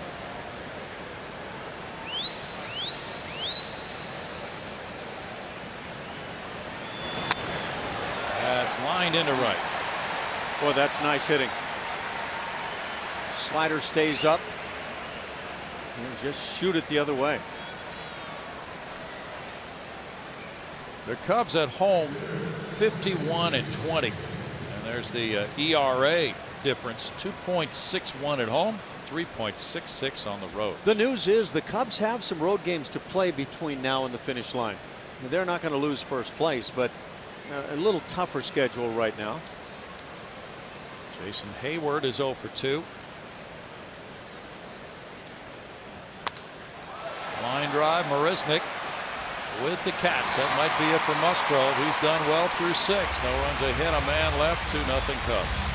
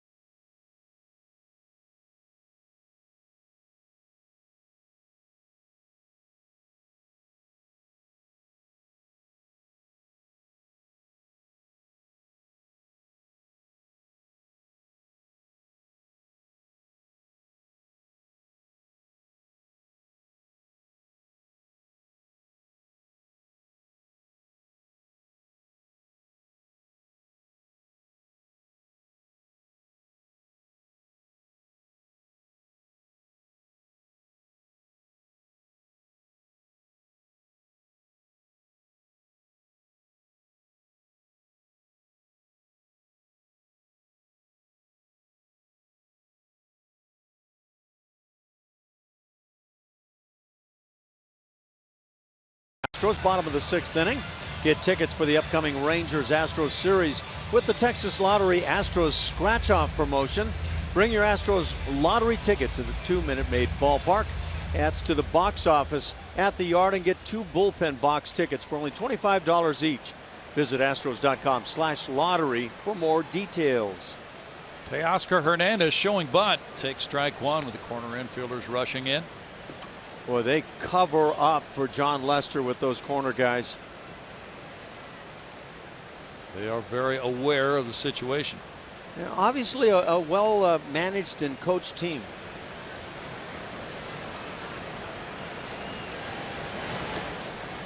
Curve hits the dirt. It's 1-1. Lester twice in the last 2 seasons has fielded balls and they're stuck in his glove. He threw the glove with the baseball in it over to first base from short distance away to get the out. Probably a pretty good sinker. 2 balls and a strike. He's given the Astros 4 singles. They have left 1 man on base through 5.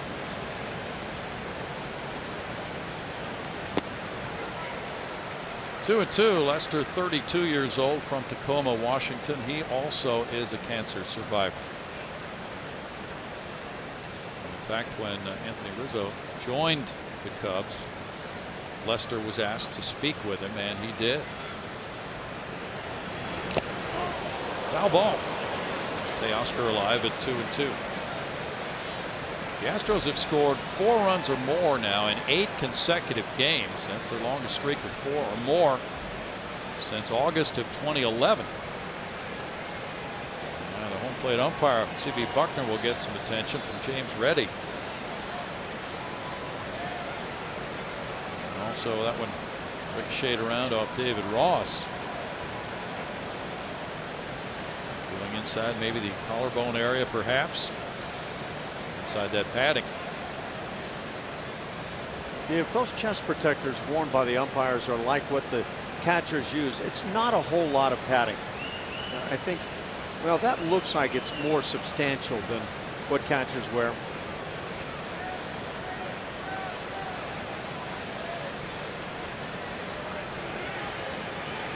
Now back to work. It's nice to hear the fans applaud. These umpires have a very difficult job. Physically, they really take a beating. About this time of the year, they're all feeling it.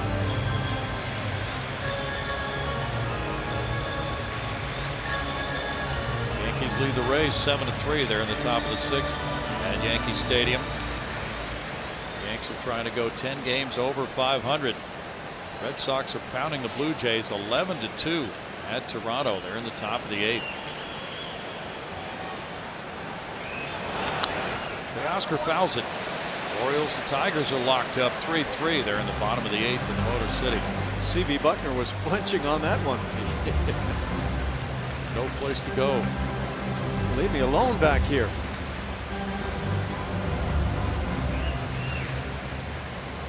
Cleveland's in front of Minnesota 5-4, bottom of the 5th in Minnesota. Royals trail the White Sox 3-2 in the 5th. Ripped on a line to left field, and that will be off the wall. Bryant barehanding, firing into second, but the throw is offline. That's a leadoff double by Teoscar Hernandez. There's a case. If that throw had come in on line, Teoscar Hernandez may have been thrown out. And to me, it was a logical choice to try to get 2 on this ball. Teoscar just getting under this ball a hair gets it out of here easily. But you see Bryant field it quickly off the wall, but that throw offline, thank goodness. Got it quickly. They say he's a good left fielder. Now corner infielders in, looking for a bunt from Jake Marisnick. He grounded to Baez on a bunt. Good barehand play. Swinging away, grounds to Baez, who checks the runner, Hernandez, and gets him 1 out.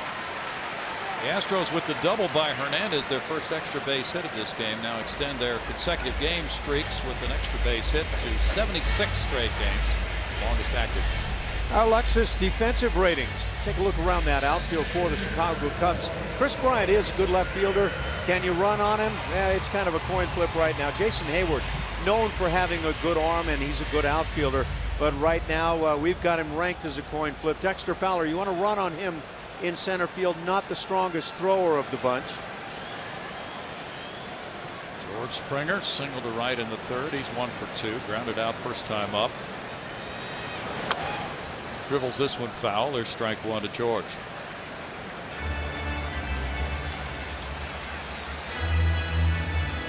Springer had a big day yesterday. 2 hits, 2 runs scored.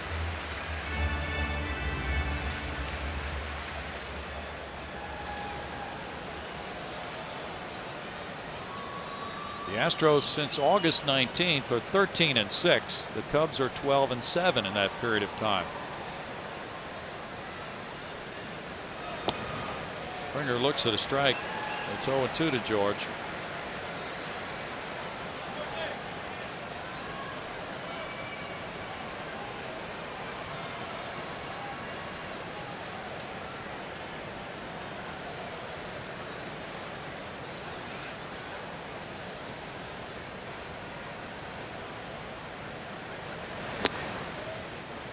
One and 2. Lester among the imports by Theo Epstein and Jed Hoyer into this Cubs organization. They had not had a homegrown pitcher until they called up a couple here in September, pitching a game for them this year.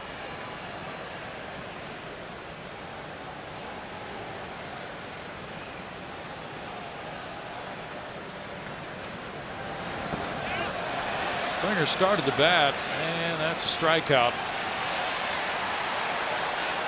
He wanted the appeal to the first base umpire and didn't get it. Which is what I think every hitter to a man wants, rather than have a home plate umpire try to take that call. And George's not happy. It looked like the bat went through. Let's take our peek. And that's getting out beyond the front of the plate. Buckner called it himself. But again, even when a hitter feels like he may have gone through, just appeal it down to a guy at the corner and let him make the call. Bregman's 1 for 2. He singled and stole a base. Alex looks at ball one, and Alex, with that hit in the 4th inning, extended his streak of reaching base to 23 consecutive games. He's in the top 5 for Astros rookies for reaching base that many games in a row. Gerald Young has the club record for 29. Changeup makes it 1-1. G-Man. Yeah. Greg Gross reached base 27 times in a row in his rookie season. 27 games in a row. Yeah, 27 games in a row. What did I say? Times in a row. That would be a record. Yeah, times in a row would be a record. And Chris Johnson, 25 straight games. That was surprising. 1 and 2. Where has he gone? Did he win a batting title a few years back? Chris Johnson? No. Okay. Joe Morgan reached base 23 straight games his rookie season with Houston.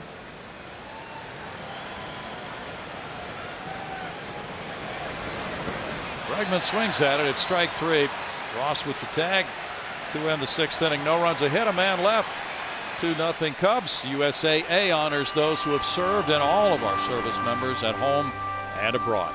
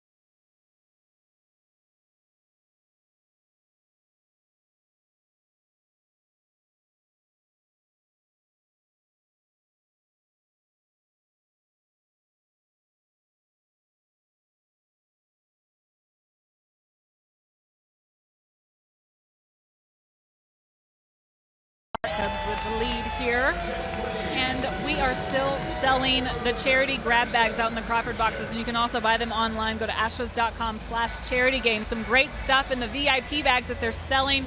Even Colton here, my little buddy, got one earlier in the game. Colton, you have your bag on, right? Let's see. Turn around. Let's see what you got on your back. You're even wearing it. It's so heavy for him too. Colton, who signed the ball that you got? Who signed it? Altuve. Altuve. Is that your favorite player? Yeah. What else did you get in your bag? My body shirt's in there. Your shirt? Yeah. You got some tickets too, didn't you? And your hat that you're wearing. Show us your hat. You have it on backwards, but it's a pretty cool hat. There you go. Oh, he likes it backwards. Okay, so my little model here that was showing off the bag, he's pretty awesome, but these bags are really great too, and there's still a lot for sale, guys. So make sure you go to astros.com/charity game. He is struggling trying to get this back on. Good little guy. Colton, you're doing a great job. Yeah, he is. Isn't he great? Yep. One little fellow to watch. Pat Neshek has come in. It's 2-0 Cubs. He's working to David Ross. He's 2-2 with a 2.63 ERA, a whip below 1. Ross fouls it.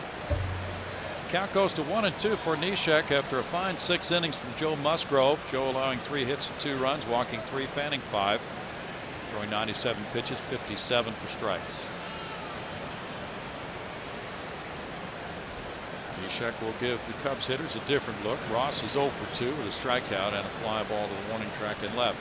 Lefty Tony Sipp is warming up now for Houston. And a strikeout for Neshek.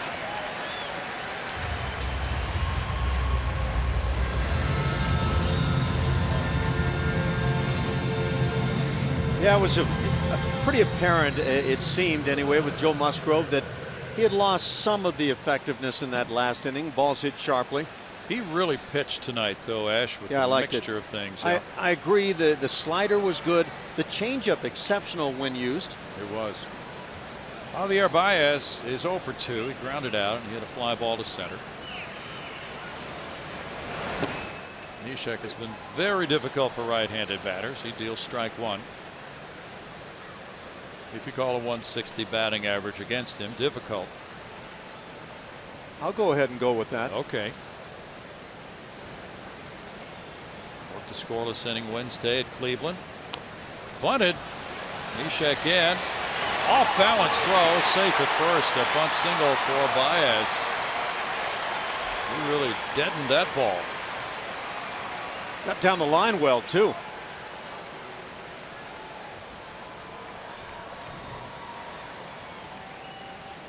Yeah, that's a pretty good bunt, and then at this point Baez is starting to dig in very well. Pat Neshek couldn't quite get the feet to agree with a quick release. Hit number 4 for the Cubs puts Baez aboard. He has 12 steals in 15 attempts. Infield shifts around for Dexter Fowler. He opened the game with a triple up on Towles Hill. Then he struck out, and in the 5th inning he walked right ahead of Bryant's 2-run homer.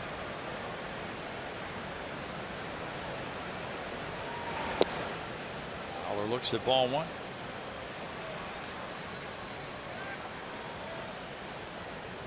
Cubs had a 12.5 game lead on June 19th. They led by 15 games September 1st. They're 16 games ahead now. That was the biggest lead any major league club had September 1st since the 08 Angels.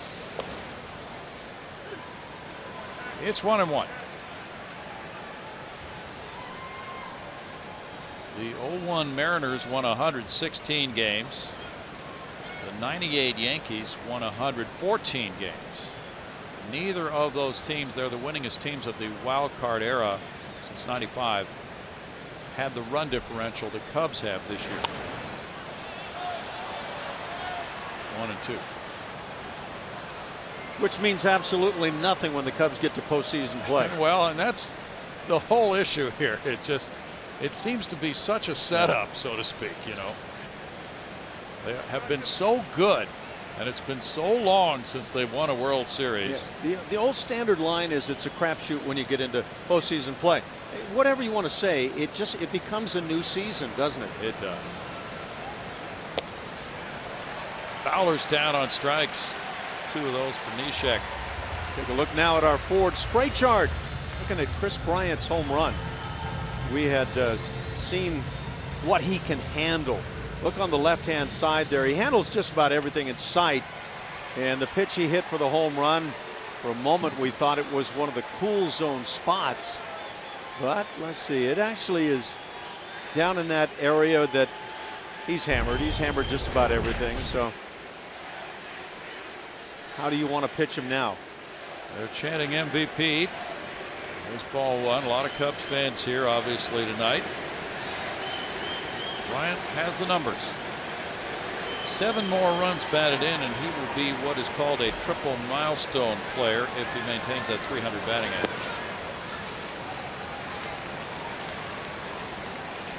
.2-0 to Bryant. With the way the Cubs have played, with the way he has played, and just such a captivating player and a captivating team, it would seem to be a lock for some for that MVP. 2-1. Add to that his versatility too, Ash. Yeah, that defensive side.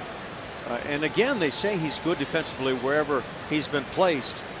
But his offensive side, it's the kind of thing you know, in football you talk about game planning against a guy. You just try everything you can to stay away from this guy. Hernandez in right with the catch. Bottom of the 7th inning is coming. No runs a hit for the Cubs in the top half. They lead it 2-0.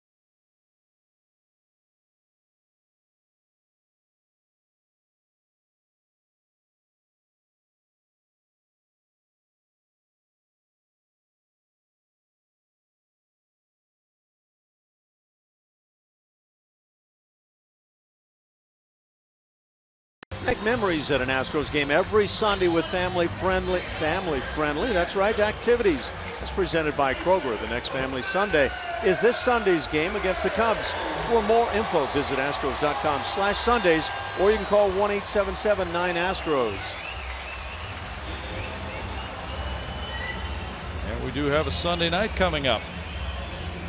7:05 start, remember, on Sunday, the finale of this 3-game series. And that will match Mike Fiers and Jake Arrieta. And then the Texas Rangers will be here Monday through Wednesday.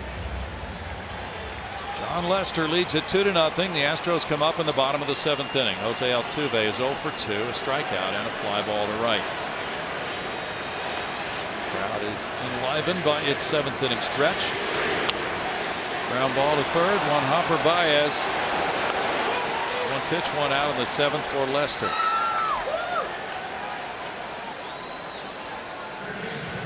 Yuli Gurriel singled to left in the 2nd. He stole a base. In the 4th inning, he flied to right.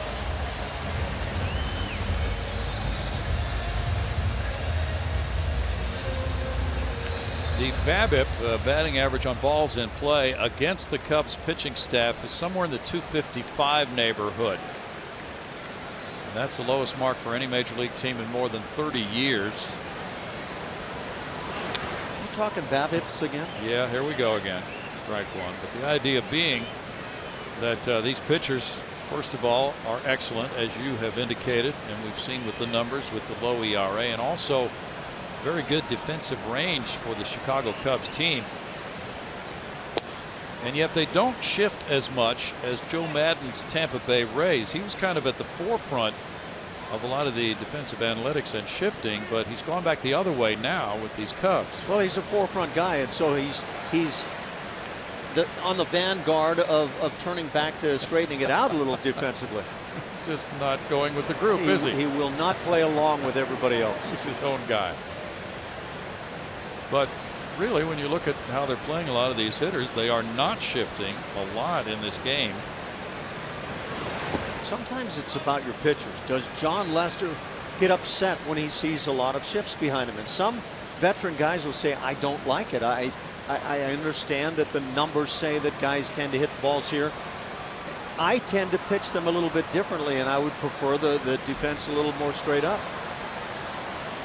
Gurriel will keep them honest, though. And that's what he does. A hit through the middle. That's his 2nd of the night for Yuli Gurriel. He not only swings the bat well, but he's been good on the bases. Take, for instance, this base hit as he goes around first base. He forces Dexter Fowler, in this case, to come on and make the play correctly. I love the way he gets to the baseball. Yeah. You guys had that split screen of him and Roberto Clemente the other day. Yeah, it's a good comparison. But Gurriel makes a nice turn around first base, and Dexter Fowler had to come on, and in some cases, you'll force a guy to bobble the ball. Gaddis fouls it back, strike one. So Gurriel, by hitting to all fields, does not see shifts when he bats. I don't think there's any point at which, at least from what we've seen, that he's going to be shifted. I think he's a very straight up guy. So if that had been a shift, that ground ball up the middle is an out. But it's a hit for him. Gaddis fouls it away, 0-2. And we'll see if in the next 10 at-bats we don't see a ball or two hit to the right side from Gurriel. Marlon Gonzalez on deck. That's hit number 6 for the Astros. 5 have been singles. Gurriel certainly appears to be very comfortable at this level. Cubs have right-hander Justin Grimm working in their bullpen. Gaddis takes it in the dirt. Ross scrambling for it, and it's 1-2. One thing learned here this evening is David Ross will get on the baseball quite quickly, and he can throw once he picks it up. The Cubs have 3 different catchers they may carry on their postseason roster. Miguel Montero is a left-handed hitting catcher. And they also have the rookie Wilson Contreras. Luke Gregerson warming up for Houston.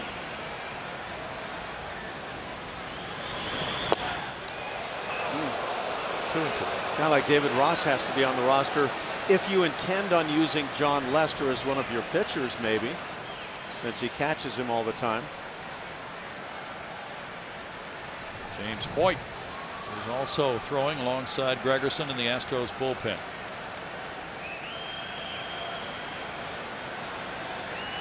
Cubs have pitched 12 shutouts this year.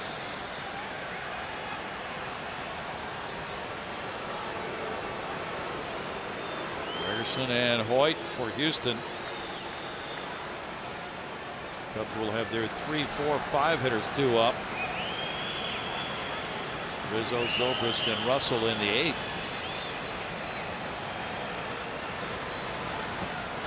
Giannis reaches and swings and misses, striking out. Number 6 for Lester.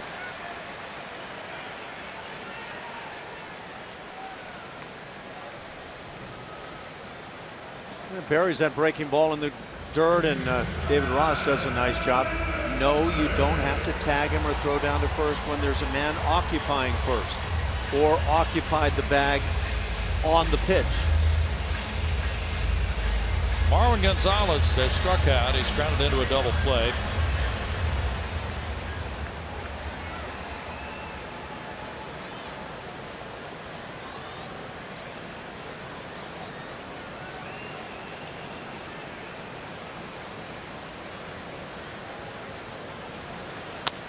Up the middle, by Lester, and on through into center field.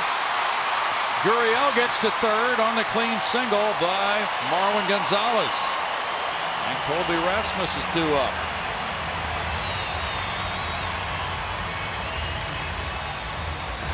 John Lester looking at his glove like he was betrayed. Maybe there's a large gaping hole in there, but not the case. Zobrist stabbed at it. He couldn't stop it. Take what you can get, but taking advantage now has been the elusive part of the game. Rasmus has flied to center and struck out. That's 7 hits for Houston.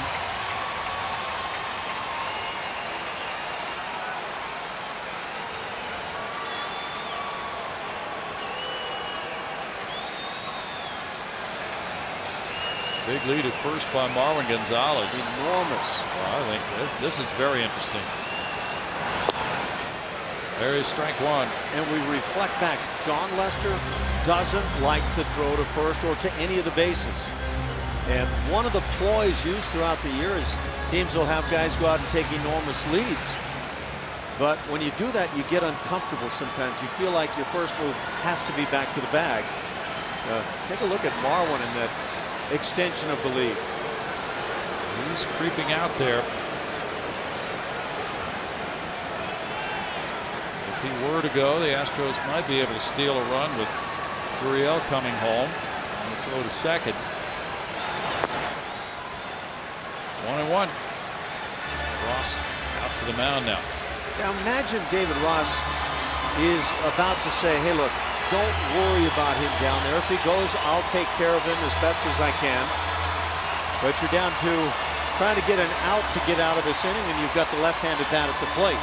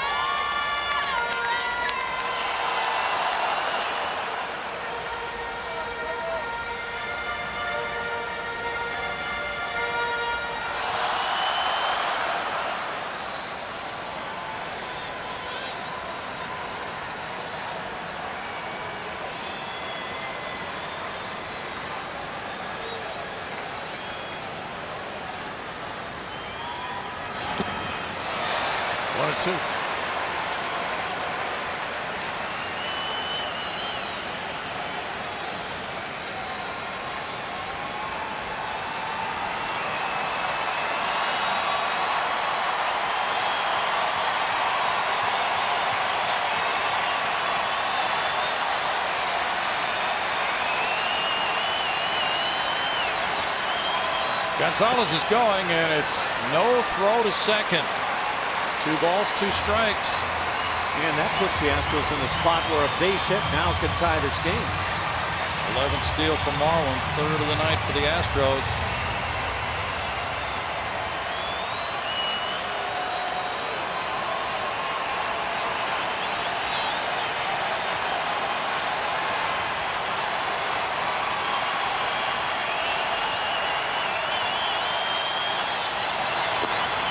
Now full count to Rasmus.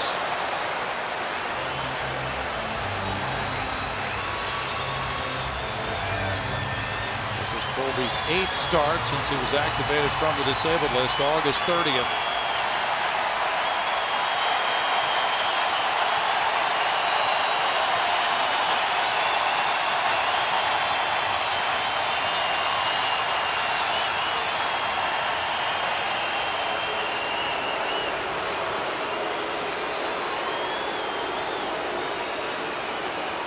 Probably Lester's last batter tonight at 101 pitches.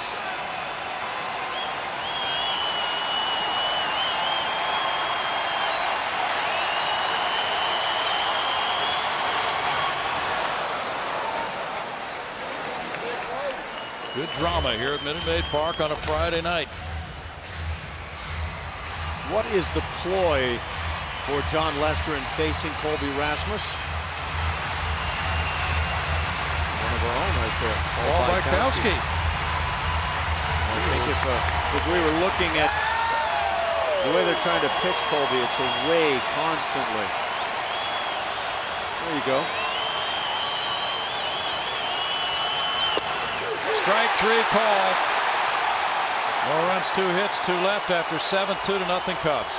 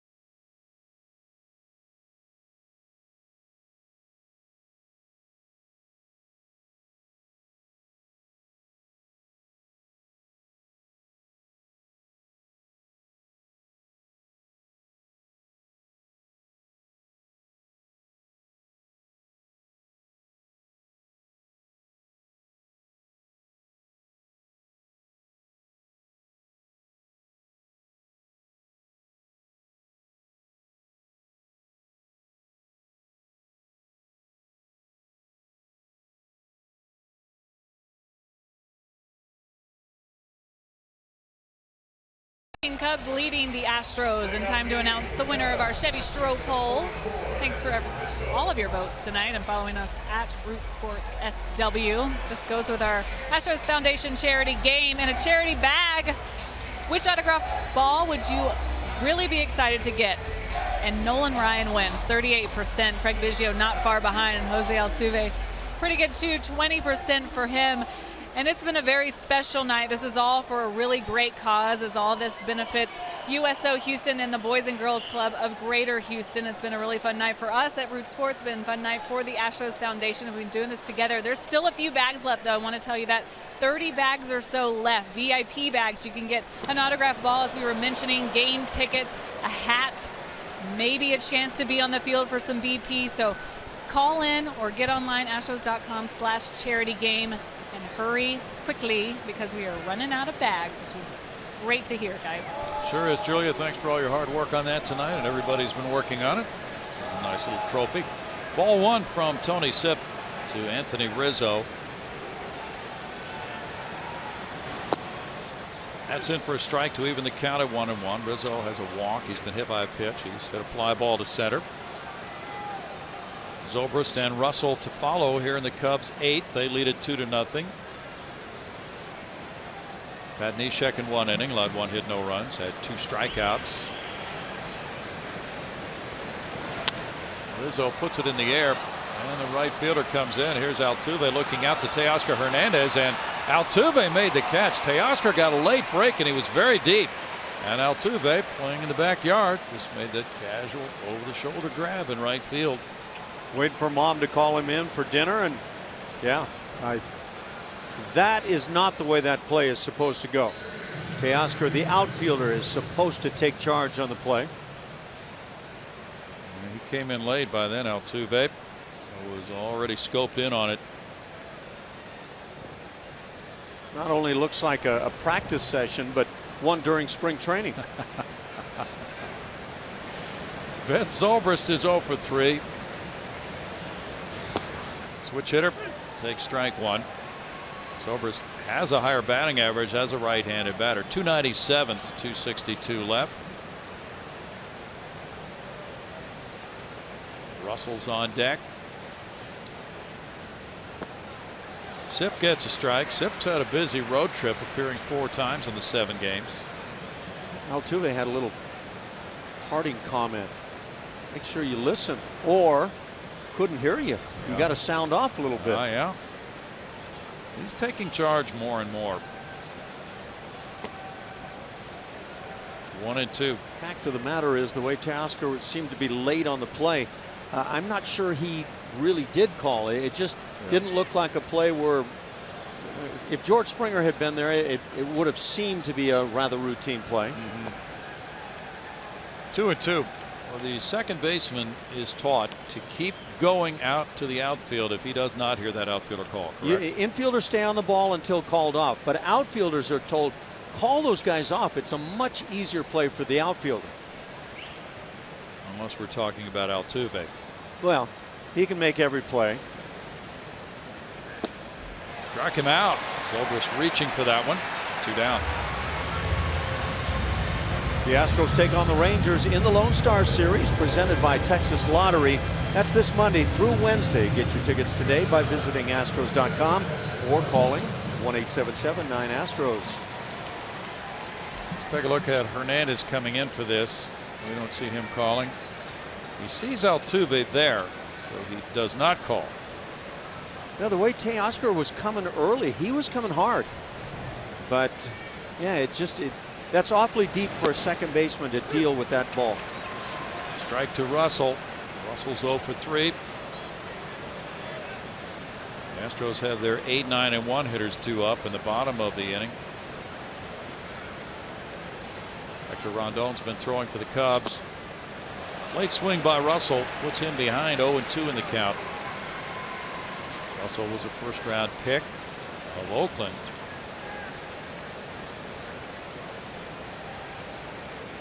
Well, those 19 home runs stand up big, and 88 ribbies. They really do. By far his best season in the majors. There's a deep drive. Marisnick churning back. That one will bang off the wall on one hop near the 404 sign. And it's a 2-out double for Russell. Hey, take a peek at some of that pop.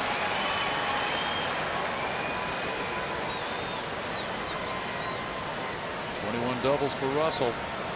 A.J. Hinch will make a move with Soler coming up next. We'll go to a right-hander. Tony Sipp got 2 outs, then the Russell double. We'll bring in pitcher number 4 of the night with the score 2-0. James Hoyt in right after this.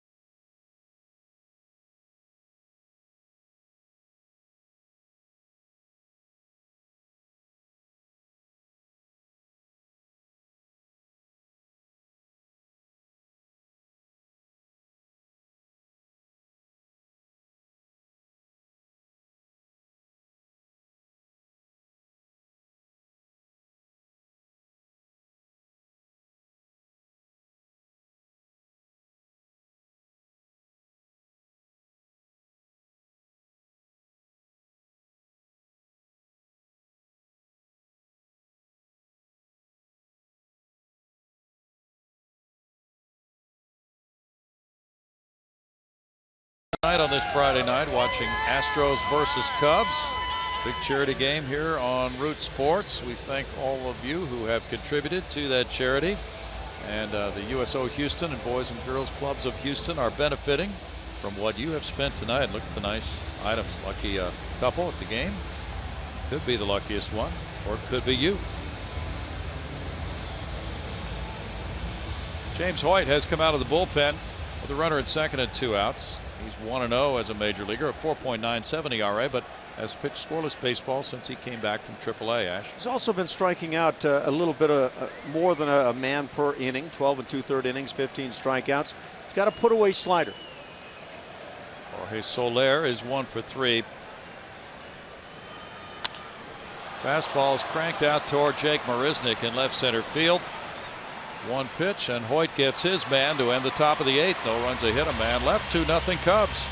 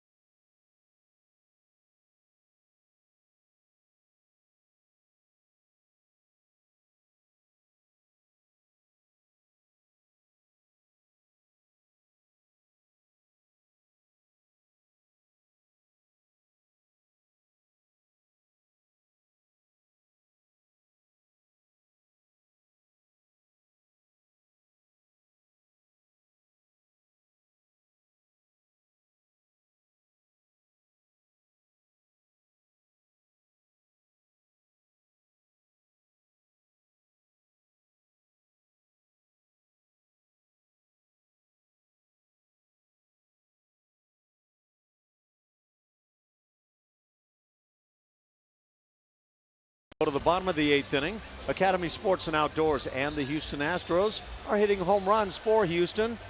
How about most Astros home runs versus the Cub pre-Bagwell era? We know that Bagwell would lead the list. Jimmy Wynn is the king. Jose Cruz, Cesar Cedeno, and Rusty Staub. I love getting back into some of the names of those days. Had some teammates involved there, and always Jimmy Wynn. We can't hear enough about Jimmy. Yeah, he's a great guy, isn't he? Done a lot for this club, even after retiring. I don't think we see him enough out here at the ballpark. No, we don't. Hector Rondon, the former closer of the Cubs, comes in with a 2-3 record. He's 18 for 23 in saves, but now they have Aroldis Chapman to close. His ERA is 2.62. He spent some time on the disabled list with a right tricep strain, but has looked good since he came back, Ash. So you're saying he's formerly known as closer of the Cubs? Yeah. Not Prince. The artist formerly known as the Cubs closer, Hector Rondon. 28 years old, from Venezuela. Comes in to face Teoscar Hernandez. He doubled to left in the 6th inning. He's 1 for 2. And at 97, there's strike 1 on the edge. Yeah, I can understand why he's been a closer. John Lester in 7 innings, allowed 7 hits, no runs, had no walks, and struck out 7. He threw 103 pitches, 66 were strikes. He's in line for win number 16 of the year. 1-1. This is a rather lively arm. Yeah, no problem there with getting that closer's type of miles per hour from Hector Rondon. He had 30 saves for them last year in 34 tries. And he's ahead 1-2 with Tony Kemp on deck to pinch hit for Jake Marisnick. So Aroldis Chapman arrived in the trade from the Yankees. Rondon moved back into the setup role, which lengthens the Cubs bullpen. He gets a strikeout. Chapman said, "You think you've got a good fastball, huh?" 8 strikeouts for Cubs pitching. Wow. He's just riding it in there hard and spotting it well, too. Tony Kemp is the pinch hitter for Jake Marisnick, who was 0 for 2. Kemp's hitting .221. He has no homers, 4 runs batted in. As a pinch hitter, Tony's 2 for 12 with an RBI. George Springer's on deck.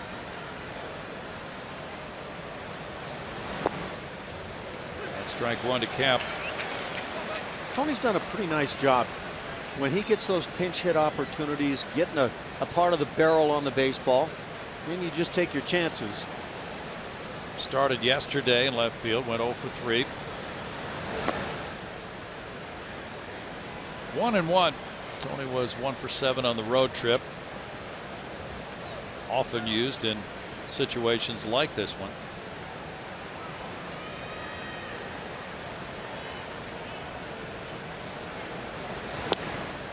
That's in for a strike.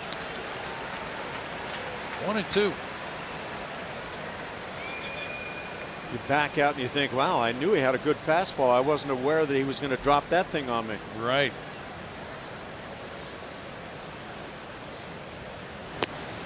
Rondon goes to a 2-2 count. This is his 4th year with the Cubs.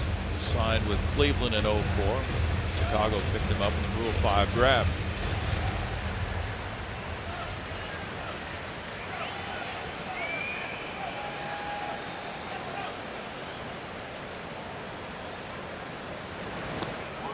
Slider and foul tip strikeout.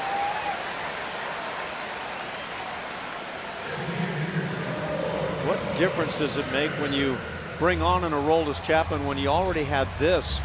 Before, the ERA in the bullpen for the Cubs, 3.83. Since, almost immaculate at 2.75. So they've gotten better, no doubt about it. And a big part of Chapman is about the postseason as well. Especially because the Cubs probably will not re-sign him, from the conventional thinking of those who follow the team anyway. George Springer, strike 1. He is 1 for 3. Somebody's going to cough up a lot of money to get a hold of Chapman. You bet. He can be a difference maker. No balls, 2 strikes for Rondon.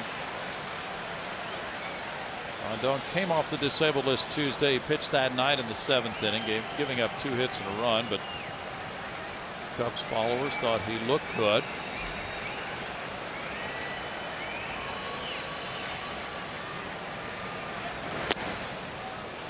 One and 2. You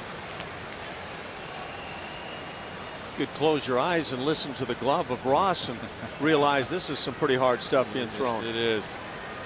This is the 8th inning, with Chapman reserved for the 9th.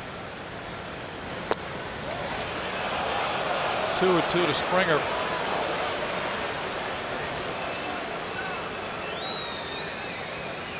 I guess all you can say is good eye for George.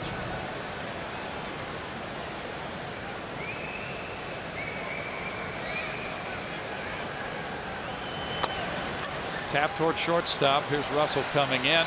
Quick throw to get him. We go to the 9th. 2-0 Cubs.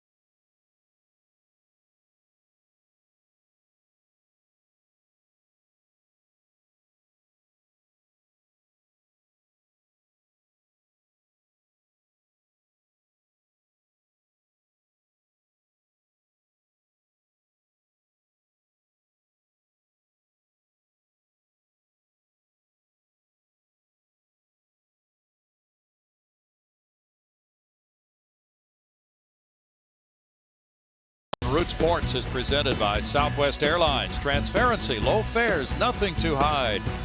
By the Magnificent Seven in theaters September 23rd. And by Toyota. Let's go places.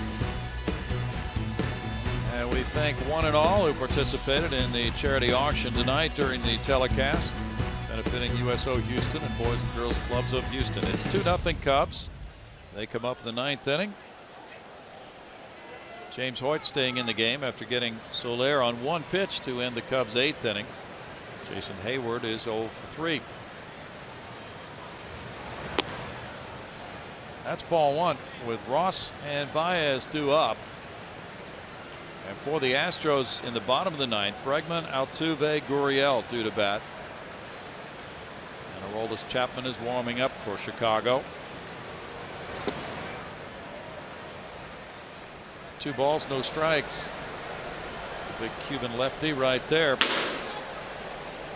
he will be facing his countryman Gurriel, batting third in the inning.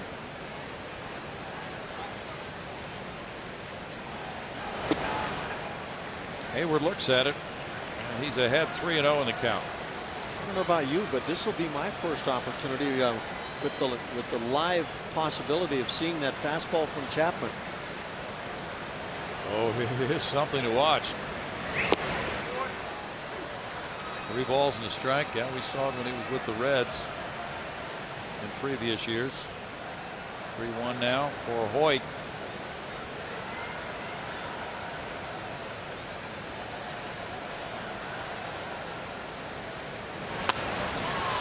Out to center field where Colby Rasmus has moved from left. 1 out, and Tony Kemp went into left field after pinch hitting for Marisnick. There's Kemp in left with Rasmus now in center, and the batter will be David Ross. Ross is 0 for 3 with Baez on deck.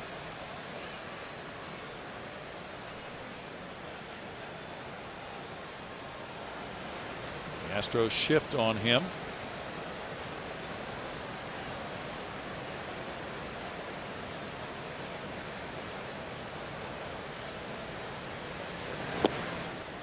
Strike one as Hoyt throws it by him. James, 29 years old, from Boise, Idaho, went to Centenary College in Louisiana. And he went to independent ball when he was not drafted. Then Atlanta signed him in 2012, traded him along with Evan Gattis to Houston. Foul back. First major league time for James Hoyt. He came up in early August and then was sent back after his August 18th appearance in Baltimore to AAA. Pitched there for a couple of weeks, returning, and has not allowed a run in any of his 4 appearances since he came back up from Fresno. And a lot of talk about his slider. He has a good one, but his fastball up to 94 here this evening. That's plenty to work with. That's pulled to Gurriel, and he gloves the line drive just above the ground. 2 outs. I like getting to see Gurriel down at third base. We've seen a little at first base. If he can handle the glove well, he's got a chance of being an extremely valuable player. He looks good with the bat. Actually puts that glove on the ground to start, Ash. Not a bad ploy either. Some guys will tell you that it's much easier and more effective to bring the glove up on a ball than down. Baez bunted for a hit. He's 1 for 3. Strike one to him from Hoyt. Yankees lead the Rays 7-4 in the bottom of the 7th at Yankee Stadium. It's the Red Sox beating the Blue Jays tonight. The final 13-3 in Toronto. Rick Porcello became a 20-game winner, 20-3. Baez climbed the ladder. 4 balls, 2 strikes on the high fastball from Hoyt. Was a little late getting to that rung, though. 20 goes a long way to winning a Cy Young award. Yeah, Porcello might be the guy. You're right. Tap back to the mound, and Hoyt sits down 4 in a row. We go to the bottom of the 9th. Aroldis Chapman versus Bregman, Altuve, Gurriel. 2-0 Cubs.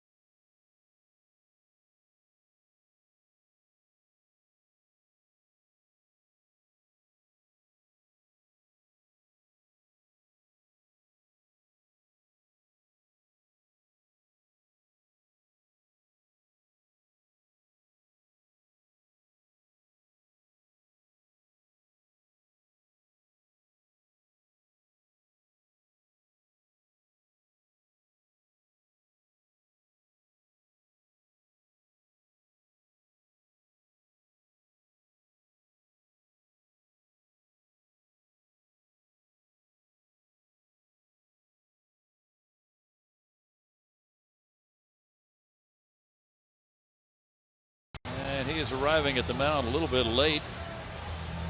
The Astros, as they watch him warm up, are looking at a 6'4" Cuban Missile. They're still buying the merchandise there for the USO Houston Boys and Girls Clubs of Houston on our Root Sports charity auction. And maybe they'll have extra innings, who knows, but Chapman is tough to reach. He's 32 for 35 in saves this year, Ash. You know, I think you could look at the set of numbers on Aroldis Chapman, who, by the way, took his time getting out to the hill as he now starts loosening. But just look at the numbers, and you're going to know this guy has at least one pitch that is overpowering everybody. 18 and 2/3 innings, 32 strikeouts as a member of the Chicago Cubs bullpen. That is pure dominance. That whip of 0.90 showing you how tough it is to reach base against Chapman. Less than one base runner per inning on average against a 28-year-old lefty from Cuba. He was traded by the Yankees in a 5-player deal July 25th. Some very good prospects going the other way to New York. Alex Bregman is 1 for 3. Hector Rondon had a 1-2-3 eighth inning with 2 strikeouts. Now the Astros handed Chapman a loss back in 2010 when he was with Cincinnati.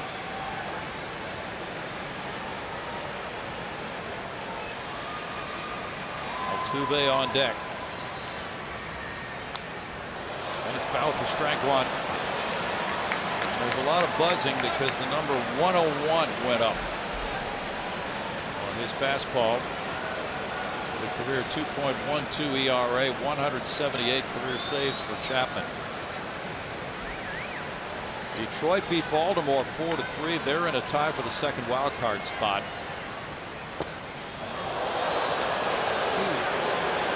1-1 on Bregman. That would hurt on the ankle. That would. Oh, or the knee.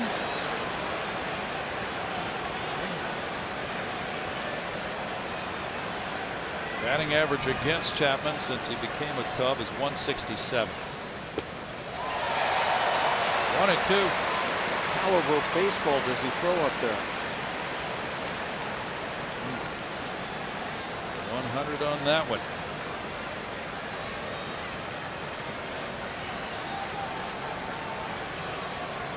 He served a 30-game suspension to open the season. That may make him stronger for the postseason.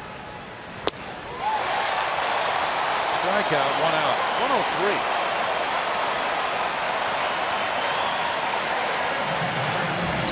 Got to be limitations. Oh, yeah. My goodness, there's the first pitch at 100. He's just getting loose. Started at 102 and back to 100 for a changeup, and then comes back to the heat at 103. Wow. I have never seen that kind of stuff before. Probably not. Jose Altuve 0 for 3. Crack bat roller. There's Baez. 2 outs. And Gurriel remembers facing Chapman in Cuba maybe once. Now they square off in Major League Baseball. Gurriel is 2 for 3.